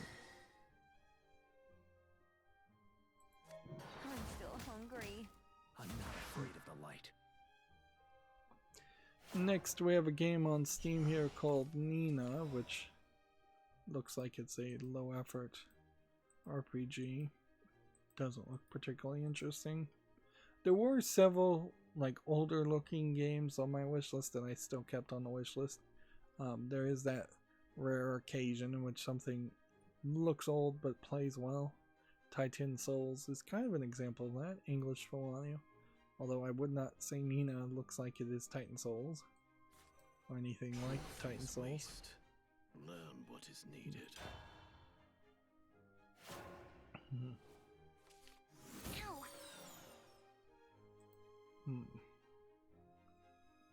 Let's see. Gamatsu has an article here. Derby Stallion launches December 3rd in Japan. It's a racehorsing game, so it almost certainly won't come to the West. And then last article I had opened is a game called Save the Date, which seems to be some kind of platforming game, but it kind of looks a little too asset flippy for me. I don't see something here that I'd really want to play. This is English only. It's free, so I guess the price is right, but it just doesn't look polished enough. See, Ball just... I lost. You're tough. Ball somehow did way more damage to me than when I used it against them.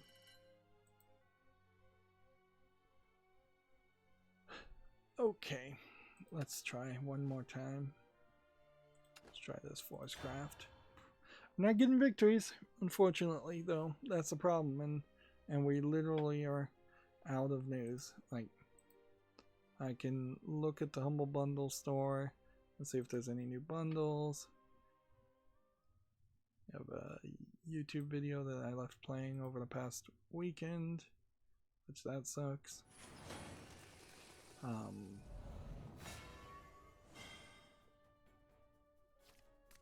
My quarry won't escape that easy.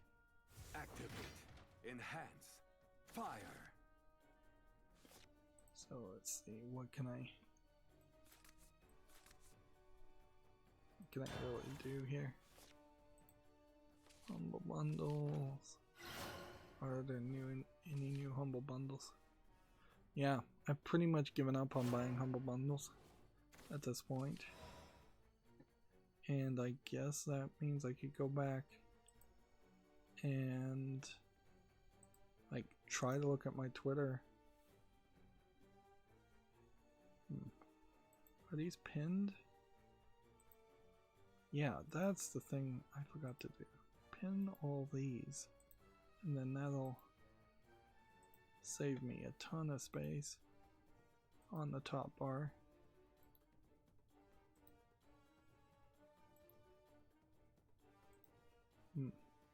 I guess that just didn't move over when I moved over the data.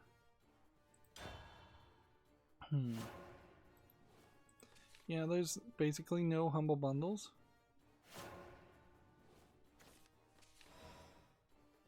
Let's see. Gamma Citra has an article, 20% of Ubisoft staff don't feel respected or safe at work, reveals an internal survey. That's... Is that average? That's the real question, unfortunately, we have to ask. Like, as someone who worked... Let me just do an informal summary of survey of the jobs I've worked. Was I respected and safe in that job? Nope.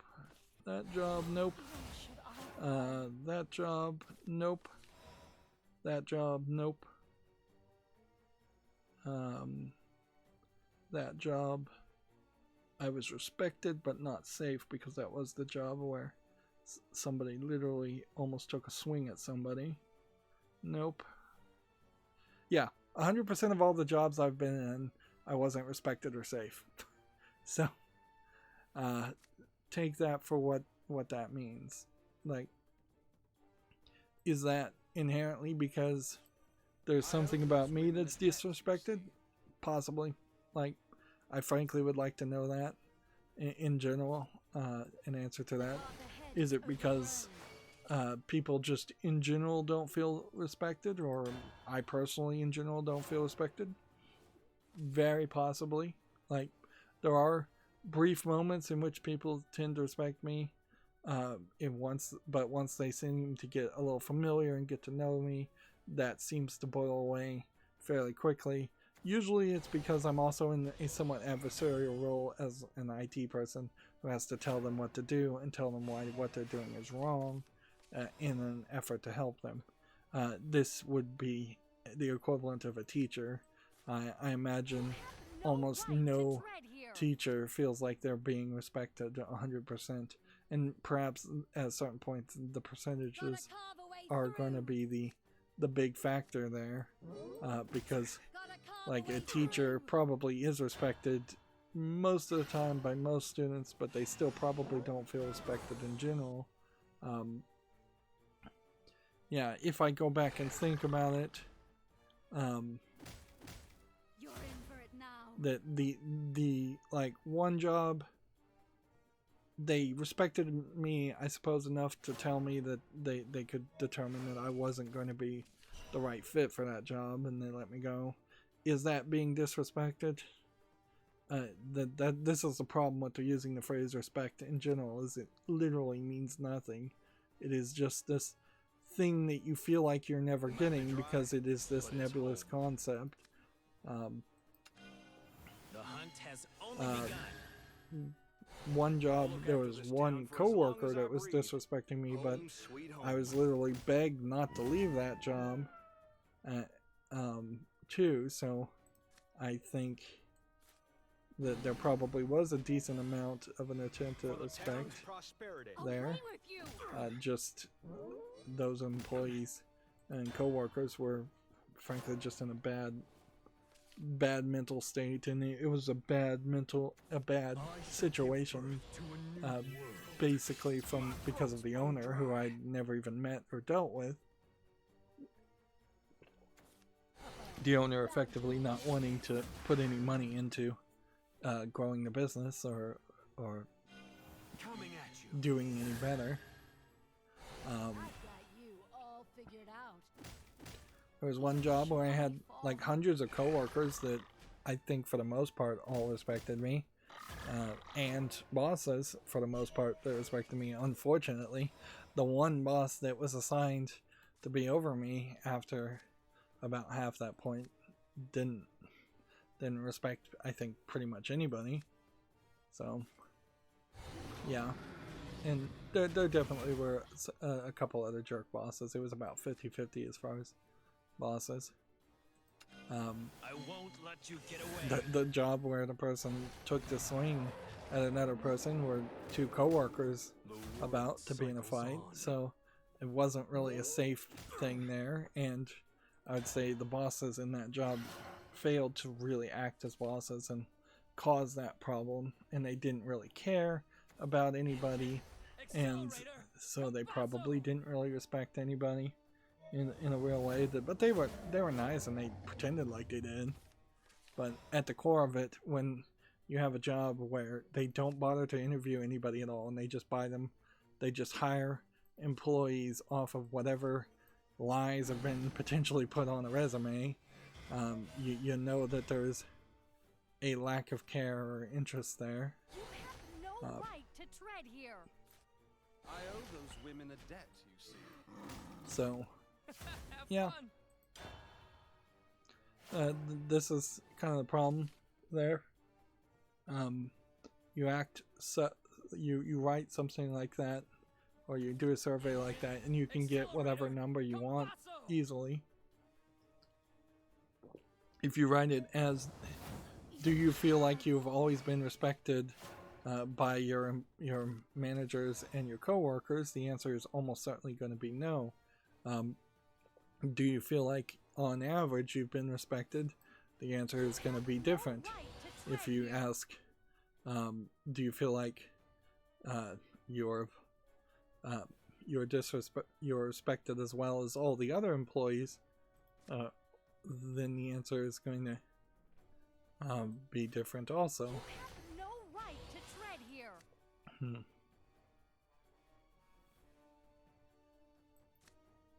Let's see. 2 and 1 Have fun. and end the turn.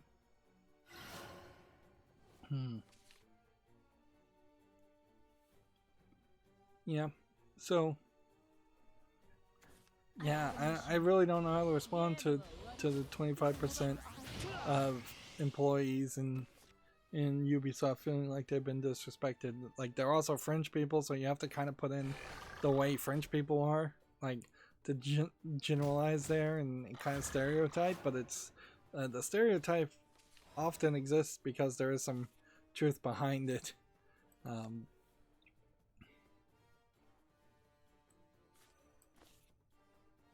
Can't destroy that. Darn it.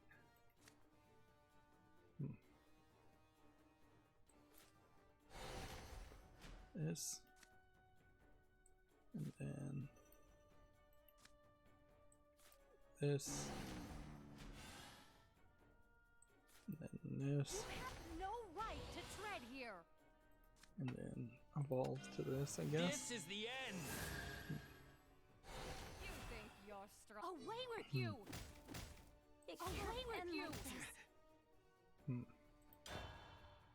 So yeah, there could be a lot of arguments there. It could also be very much that 25% of Ubisoft is full of just social justice warriors, and social justice warriors at the core don't feel like they're ever respected, in the exact same way that their opposites on the right also don't feel like they're ever being respected. And there's a reason for that. They're not respected because their arguments on both sides are ridiculous and self-serving and pathetic.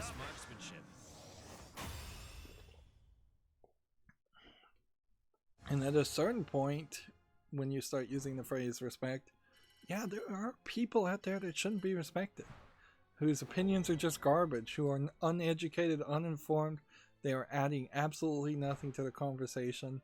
some of that has to be determined by your own personal level of understanding and education and listening to some of these people for a while. But at a certain point, yeah, there is just the ramblings of crazy people out there too. It was 20%, not 25%. Yeah, 20% might actually be an incredibly low number. But as far as the only other thing on Steam here, this Indian game Mirage has a free prologue available. You could play, I guess. Although there's kind of no reason to buy it or play it when you could just put the real game on the fall list and wait until a couple of days until it comes out. I'm very interested to see what the reviews are for this game when it comes out.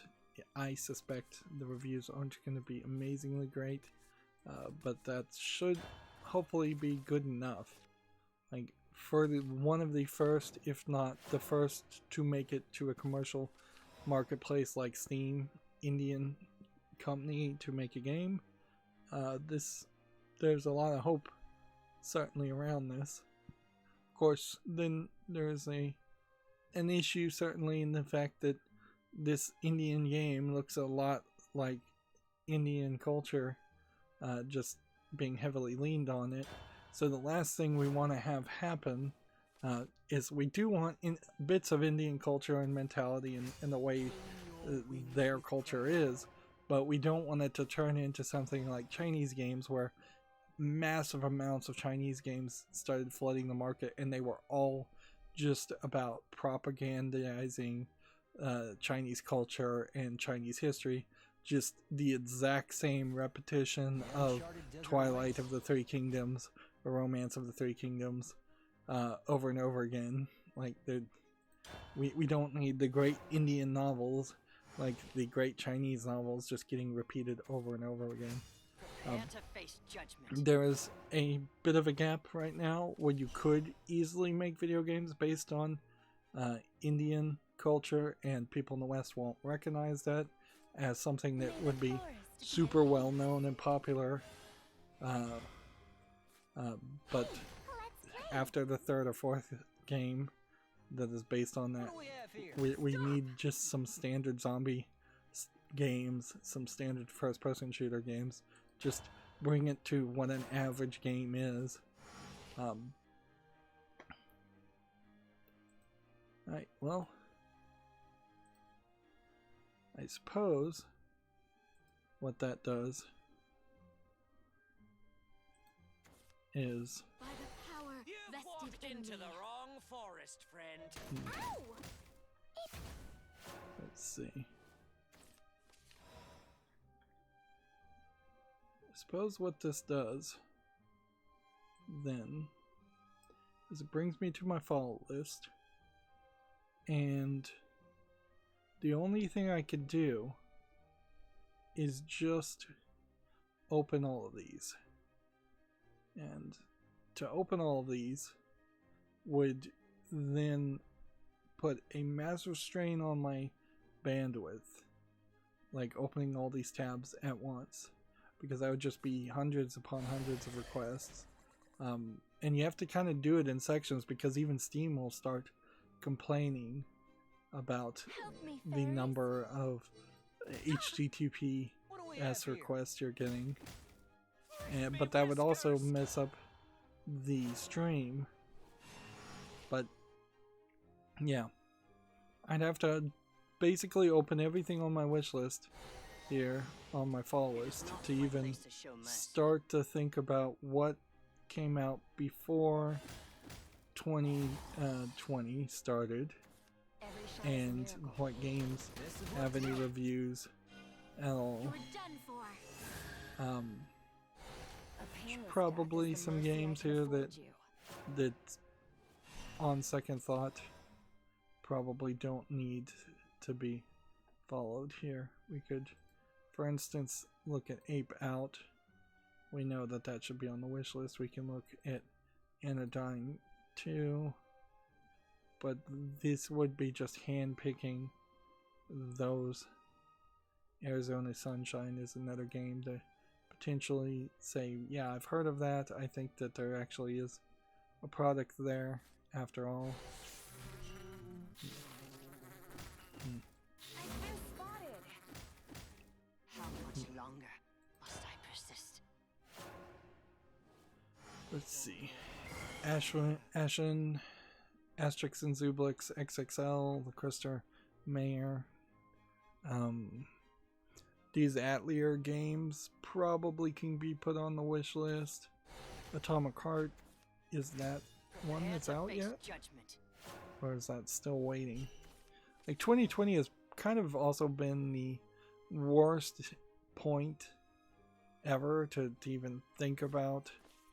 I'm not one for pranks. To think about doing a fall list cleanup, because there's just been a significant amount of Let's play. of You're done for. games that have been delayed. I'm so sparky. I will persevere. On the other hand, the fall list is long enough to certainly make an argument for it. Things like Azure Reflections and Azure Striker Gunvolt are probably different Japanese games completely. So I need to do more investigation on that. You would think with the pandemic there'd be a ton of people playing games and reviewing them, but not really. The Battlefield 1, 2, 3, 4, and 5, I think we could probably get rid of the Battlefield series, or I can just decide to put them on the wish list and I'll just probably never buy them. Battletoads, on the other hand, I don't think was well received. So, and it kind of falls down. Beat Saber is one of those games that I theoretically, if I was to ever buy a VR headset, I would get, and I think it would probably always be relevant since it's historically relevant. Whereas Beats of Fury, maybe not so much. The game below, here we have Between Two Castles Digital Edition. So why is that on the fall list? Is that just a random click since I already own it? Or like Beyond the Steel Sky probably has enough reviews to be promoted.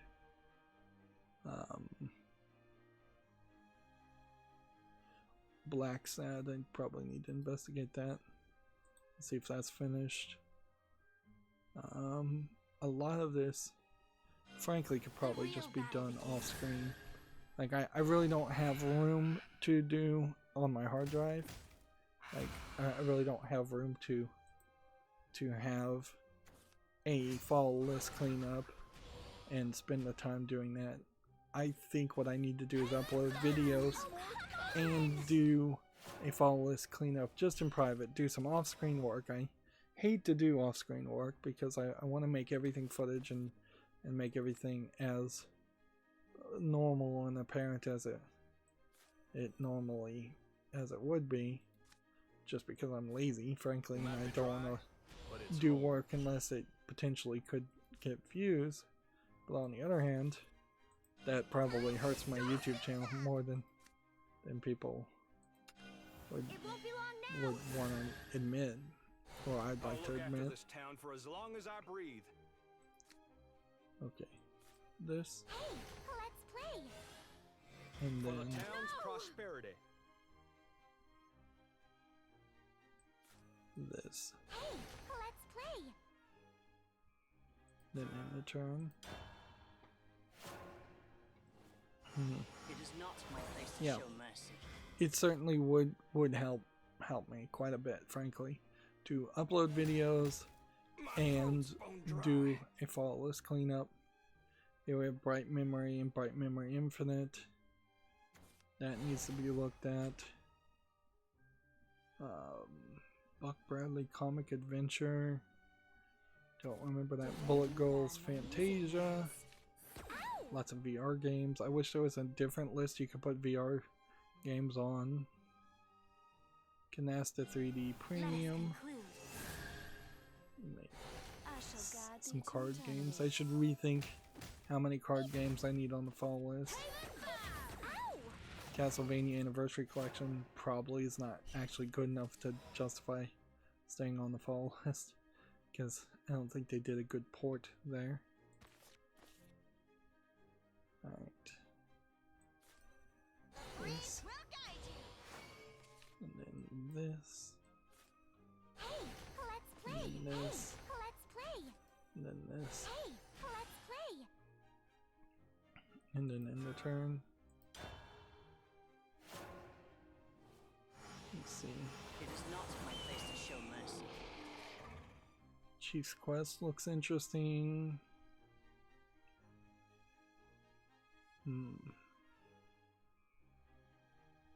Classic card games 3D might be replaceable.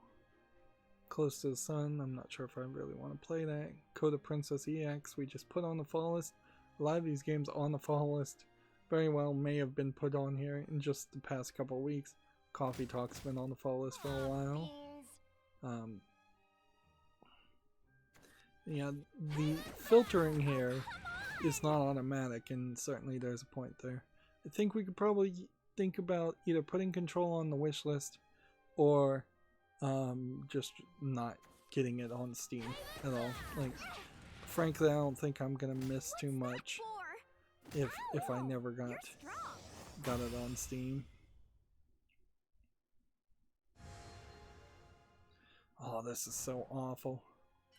Maybe I should just go back to Unlimited, frankly, because we are having major challenge here as far as trying to get victories. Maybe I need to play unranked instead of ranked, and maybe I need to but to get any victories you have to do this. So maybe there's just an argument of stick with Unlimited. The new cards are not ready. I can slowly do deck rebuilds and show them off every now and then, but in the current setup, Unlimited still is the way to go. Because I honestly just cannot put up with potentially doing 2.5 hours of gameplay and not getting more than one victory. That's just too annoying, frankly. Contra Anniversary Collection I should think about. Look at that. Like, seriously. Just people are conceding over here on Unlimited. I did it! I won! Yeah, and I'm at rank 4 of rank 90 on the Battle Pass. Let's see, I need actually a Bloodcraft victory. I wish I had picked Bloodcraft if I was going to get a quick disconnect. Let's see. Corpse Killer 25th anniversary. Here's several corpse. Here's Corpse Party 2, Corpse Party Blood Drive. That game Hatred has a mod that will turn it into a third-person shooter or a first-person shooter. I'm not sure. There's something interesting around that, but at the end of the day, it's still, the mod still doesn't make Hatred a game that I think most people want to play. It is just a little way too edgy of a game, and I think the mod even makes it more edgier, if that's possible. Let's see. Just want to point out games that I recognize. Crisis 3, probably still not out yet. But make it fashion. A lot of these definitely strike me as games that haven't been doing much over the course of 2020. Dead Rising 4 is on the following list. I don't know why. Is that because there's 2 versions of Dead Rising 4? Or because I'm thinking about getting Dead Rising 4 even though it's a bad game? Death Stranding. I think at this point we can take that off the falling list. I'm fine with never playing that game. In fact, I would frankly be begrudged if someone actually gifted me Death Stranding, because then I'd feel the need to have to play it, and I honestly don't want to. And the same goes for Control. Like, I played it once. I don't want to play the DLC. I've seen some people playing the DLC. Dehumanized. I remember that name. You look kinda haunted. A lot of these games are going to be a lot more iffy as far as whether they deserve to be on the wish list. Destiny 2 I can take off the fault list. Like, just because it's a big name just doesn't mean it's something I have to play. That is something that I'm slowly trying to teach my subconscious to believe and know. Because at a certain point it does feel like I probably should play these big games, but I really would just spotlight it. Deviant Dungeon, it looks like an adult game. I should rethink a lot of these adult games. Devotion, I believe, isn't that the game that got pulled from sale and then put back up to the big controversy? There wasn't really a big controversy, and it was just the Japanese government making it look like a big controversy. Yeah.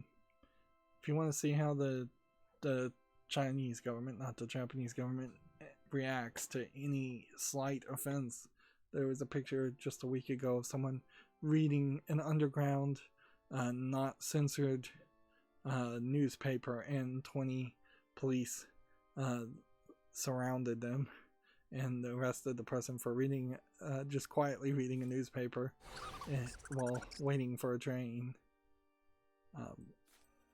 Which just seems like the height of ridiculous insanity.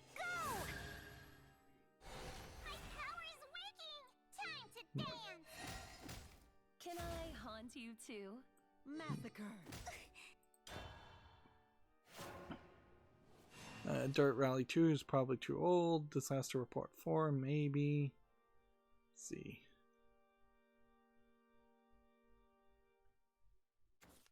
Divinity 2. We could probably get rid of Doctor Who The Edge of Time or Doctor Who The Runaway. And just because they're Doctor Who games doesn't mean they're worth playing. It is also possible that some of these games get removed from the follow list, and then at some point in the future somehow I become desperate for more games, and then I end up putting them back on the wish list or the follow list. I think that's unlikely to happen, but So many souls. it's a possibility.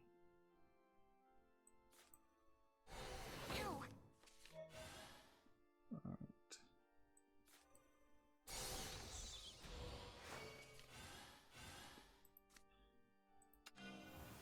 All this. I'm gonna eat till I burst. That Can I one. haunt you too? Time to And that one. Money can't buy everything. And that one. Massacre. And that one. Dragon Age. I watched a couple of episodes of Dragon Age on Netflix, and it seems like the Dragon Age fake anime on Netflix basically has nothing to do with the game. Like, just some general character overlap, and that's it. So I should rethink Dragon Age and see if they want to be on the follow list. Dragon Quest Builders 2 probably can leave. Dragon Ball Z Kakarot probably should be on the wish list. I'll have to rethink, look at the reviews. So I think at that point, having now watched enough of Dragon Age and seen someone else review it, and I basically trust that review. I think I'm caught up as far as any kind of like Netflix shows based on video games. If there's any need to actually watch or review Netflix shows based on video games. Just because Castlevania managed to be somewhat successful doesn't mean the vast majority of those would be successful.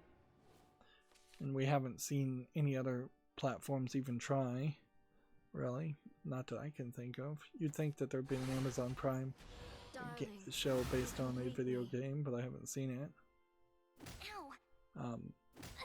Speaking of things based on video games, it seems like the Monster Hunter game, Monster Hunter live action movie that is in development is going to have like military and guns in it, which is not in line with what you normally would have in a Monster Hunter story. Let's see. Yeah, I'm just gonna scroll down here through all of these and mention anything that's important to mention, in my opinion, and then that's gonna be the end of it. As far as what the fall list cleanup is gonna be going forward, this very well might be the way things go. I will say Shadowverse has lost my interest in a small level because it like all collectible card games, there's just not a high enough win ratio to it, and it just takes a lot of time. I'm really hopeful that the Marvel collectible card game from Second Dinner, when it comes out, somehow finds a way to address that and make it work a little bit better. I'm hoping to be super hyped on that game and be able to play it a lot more. But there is a decent chance that it'll just be the same old, same old. Let's see what else have we got. Is it edible? Only one way to find out. There is definitely a thought. Exit the Gungeon. Maybe I'd play that. I guess that really comes down to what I want to play. Enter the Gungeon. There's a thought about a lot of these adult games that are on the fall list. Do they really have relevancy or any reason to be on the wish list? Fairy Tail is an anime that I don't think is reviewed very well. The game version is, so is there a real reason for that to be on the fall list anymore? Hey, how's everyone doing tonight? Fast and Furious Crossroads, I think that is a badly reviewed game. Felix the Reaper, I think is alright. Let's see. Final Fantasy VIII Remastered, I think, is probably out now, and at least the first part of it's out now, so there's a lot of relevancy there, frankly. And it would be hard to make an argument that that game shouldn't be on the wish list, if any of the Final Fantasy games should be on the wish list. But there is also an argument that you should play Final Fantasy VIII before you play Final Fantasy VIII Remastered, which that's a weird choice, certainly, and I don't think I'd be willing to submit to that kind of, or commit to that type of gameplay commitment, that potentially playing 200 hours of Final Fantasy VIII to turn around and just play Final Fantasy VIII Remastered. So I would probably have a weird experience where I would be a newbie to the series. And that might give an interesting perspective, and it might not. Oh, this is just awful. Even when you try, you fail.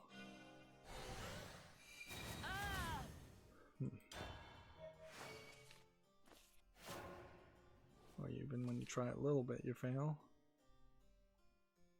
Here we have The one uncharted that's on desert the awaits. wish list.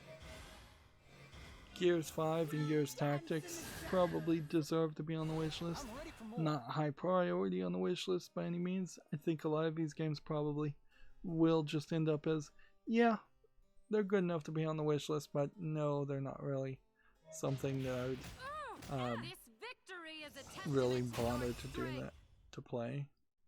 I imagine the Godot engine here is on the fall list because it's an engine. Goosebumps Dead of Night, probably relevant enough. Oh, this is just frustrating still though. So you either wait for 2 hours and 30 minutes before you play anymore, or you just hope to get victories. I really should just get the solo player missions and just take those and get back to it. There's still a decent amount of solo player stuff that needs to be done, and I can cheat the solo player missions where I can't do anything else. As far as achievements, we've pretty much stopped doing achievements. We'll get 1 or 2 here and there, and that's about it. As far as battle pass missions, which seem to have replaced season pass missions, there's not a lot of progress being made around that. And see, this ends December 28th, so we still have time, but we're at rank 4. Rank 5 gives us 30 gold, rank 6 gives us a single ticket. You get an occasional pack here and there for every couple of turns, but you only really get rewarded if you buy the whole battle pass with real world money. And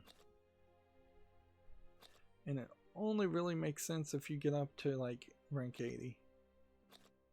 And I don't know if by the time on December 28th I'm going to be anywhere close to rank 80.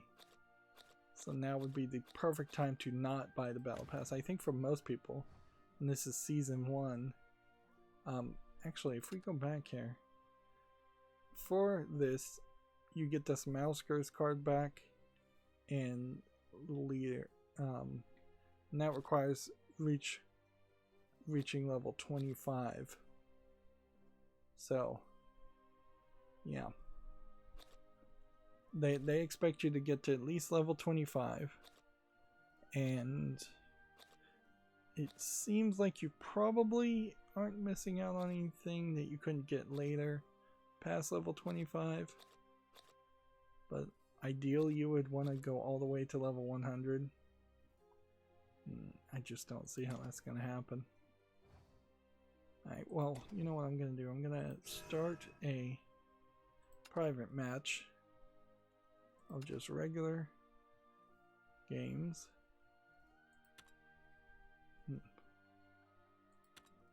Not even in a guild. I left the guild.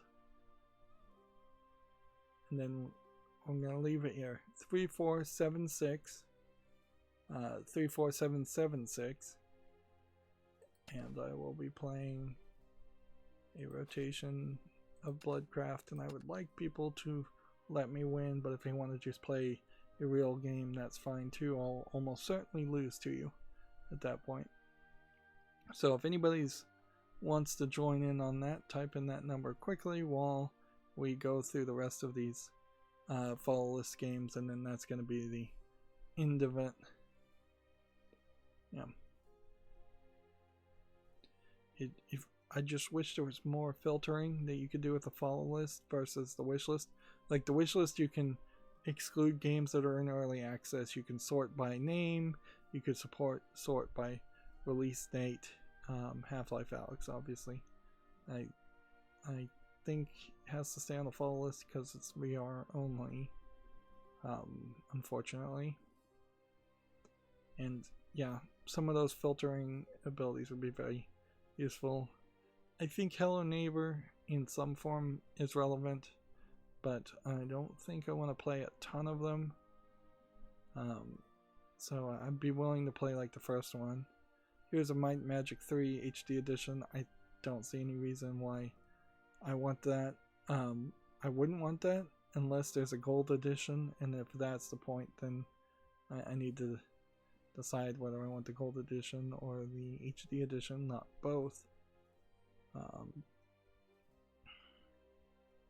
Horizon Zero Dawn, there's really no reason why that shouldn't be on the wish list. That a lot of these literally were just early access or not out, and I never got the message to put them onto the wish list. And it doesn't really matter, frankly, because I wasn't going to buy them anyways on day one, obviously. Otherwise, I would have been more mentally alert from that. Yeah, I'm looking forward to seeing the feedback I get from the YouTube group, video game group, as far as what websites get suggested. In all fairness, though, I am a critic at heart, so my suspicion is I'm going to get a bunch of either joke responses or garbage responses.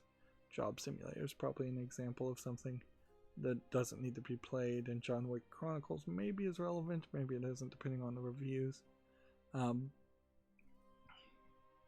So yeah, I wouldn't be surprised if I don't actually get a single good suggestion of a website, which is fine, frankly. At the core of it, there's no reason. I'm trying, certainly, but it could also very well be the case that between Gamasutra, Gamatsu, and TechCrafter, I've gotten all the sources for video game news that I'm going to get. On a rare occasion, you'll get some random YouTuber who's managed to do some interviews, or some announcement that is fairly important will come out of like Jason Schreier's Bloomberg News. Let's see. Lego Batman, the Batmerse Civ Experience. I don't know what that is. Lego Batman, the Skywalker Saga is not out, but apparently that's the only Lego games that are on the fall list, which would make sense.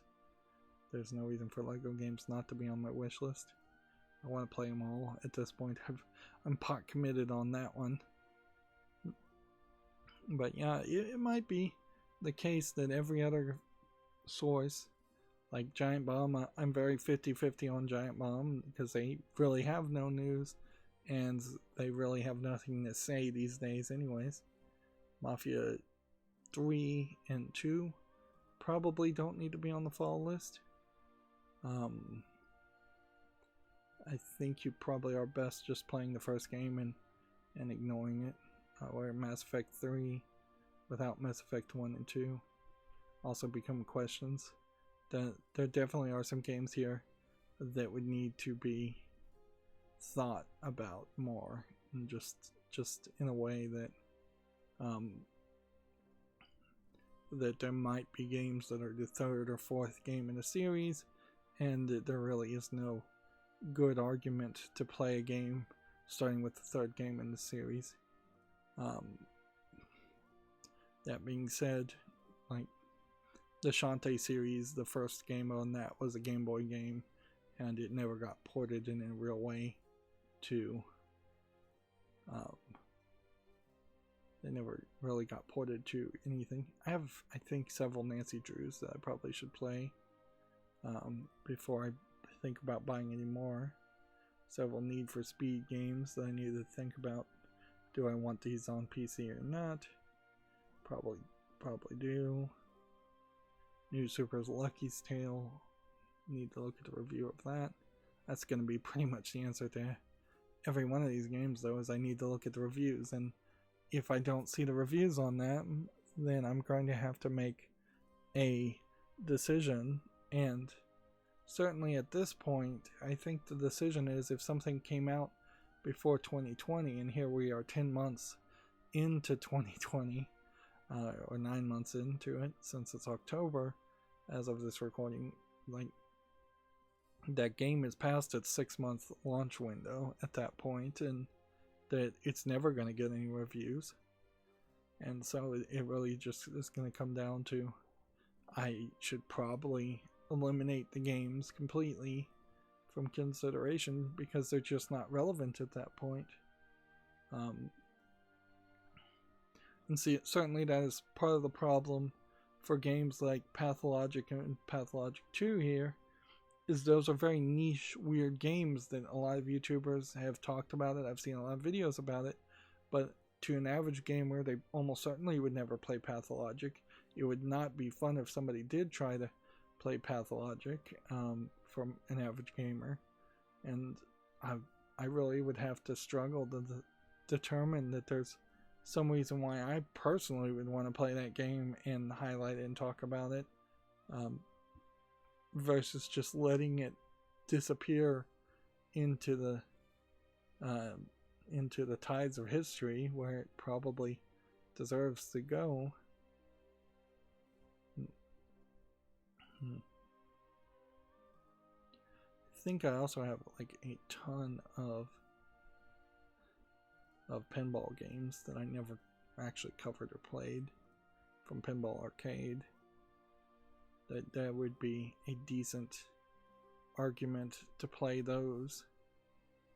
RetroArch is still in beta. Yeah, if I'm just gonna upload videos, there is a decent number of games that I could play. Particularly, I could also play a bunch of adult games and just play them myself. That would be interesting, and then come back and just talk about them. That would be an interesting thought, certainly. It would be scripting my experience. It would be doing something very, very different. Certainly. I don't know how that would actually come out, but yeah, I probably could pull that off with like the Leisure Suit Larry games.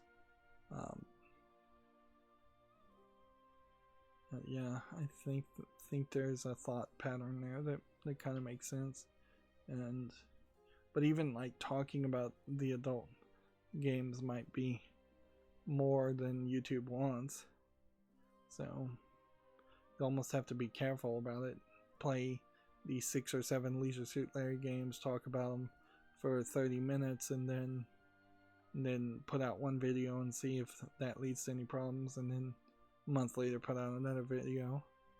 Stranger Things 3, the game, might not be relevant, frankly, in a couple of years, but I guess that's true for any game, so that's not a legitimate argument to make. The question would be, is it relevant now? Tabletop Playground is different than Tabletop Simulator. There's actually considerably fewer Japanese games on this list than I thought there would be. As much as we mention and point out the visual novels and the adult the adult games on Steam, very little of them actually are making it to the fall list, because they don't really offer anything super different. We're down to T's now. It's a long thing. And see, you need VR to play something like The Lab, so I never got around to playing that, and it's not really relevant anymore, even though it's a Valve game. A couple of Lord of the Rings games that probably aren't relevant. Here's a hidden object game that's on the fall list. I'm not sure why, because I pretty much had given up on playing hidden object games. The Room VR Dark Matter, I'd like to play that, but I don't want to play it if it has to be in VR. I wish there was some kind of software that would just unwrap VR images and make it a flat square window again. There might be some mods out there that do that, but even if there were mods out there that did that, I wouldn't be surprised if it still makes most VR experiences fairly terrible, because they also have VR controls still at that point, and that would be really weird. to try and play something without VR headsets on. This was a weird game that has a white box over it. Torchlight 3 is questionable, certainly. Needs. We have a ton of Toho games. I think I need to make a decision there on the Toho games as a series. I think we're going to have to decide half in and half out there. If it is just a standard shoot 'em up game, I don't want to play it. If it's a spin-off Toho game, I am willing to play it. That puts me in a very weird position where I'm willing to play the spin-off games but not the main games of the series, which then also makes a great argument to not play any of them. Let's see, we're up to you now, so we aren't that far. Unravel and Unravel 2.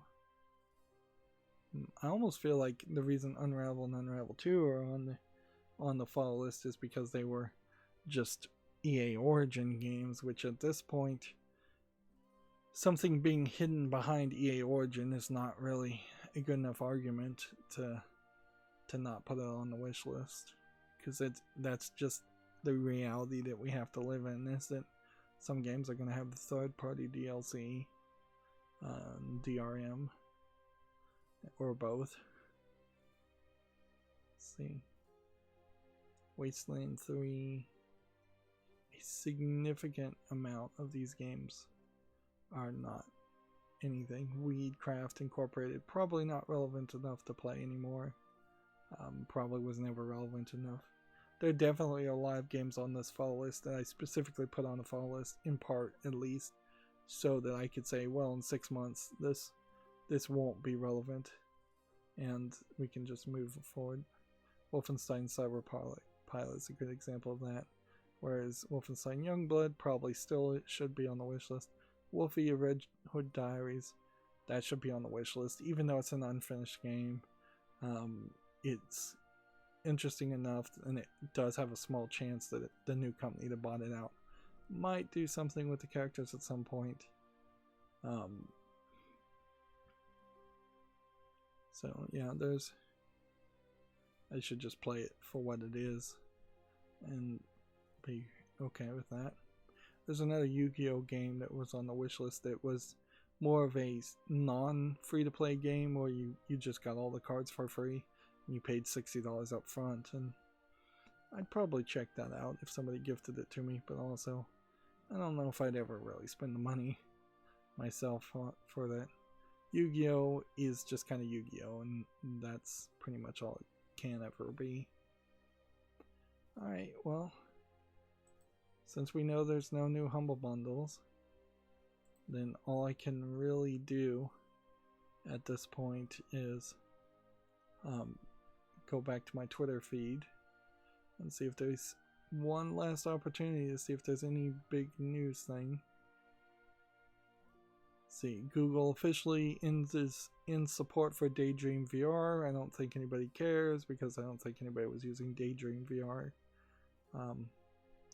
As a concept, that was an interesting idea, certainly, to have a headset where you strapped a phone to the front of the lenses and then the phone is the screen, but it, I think, never could have built enough of a quality or enough of a sell to be a competitor to VR, and VR itself has not really been successful as far as getting average people to play.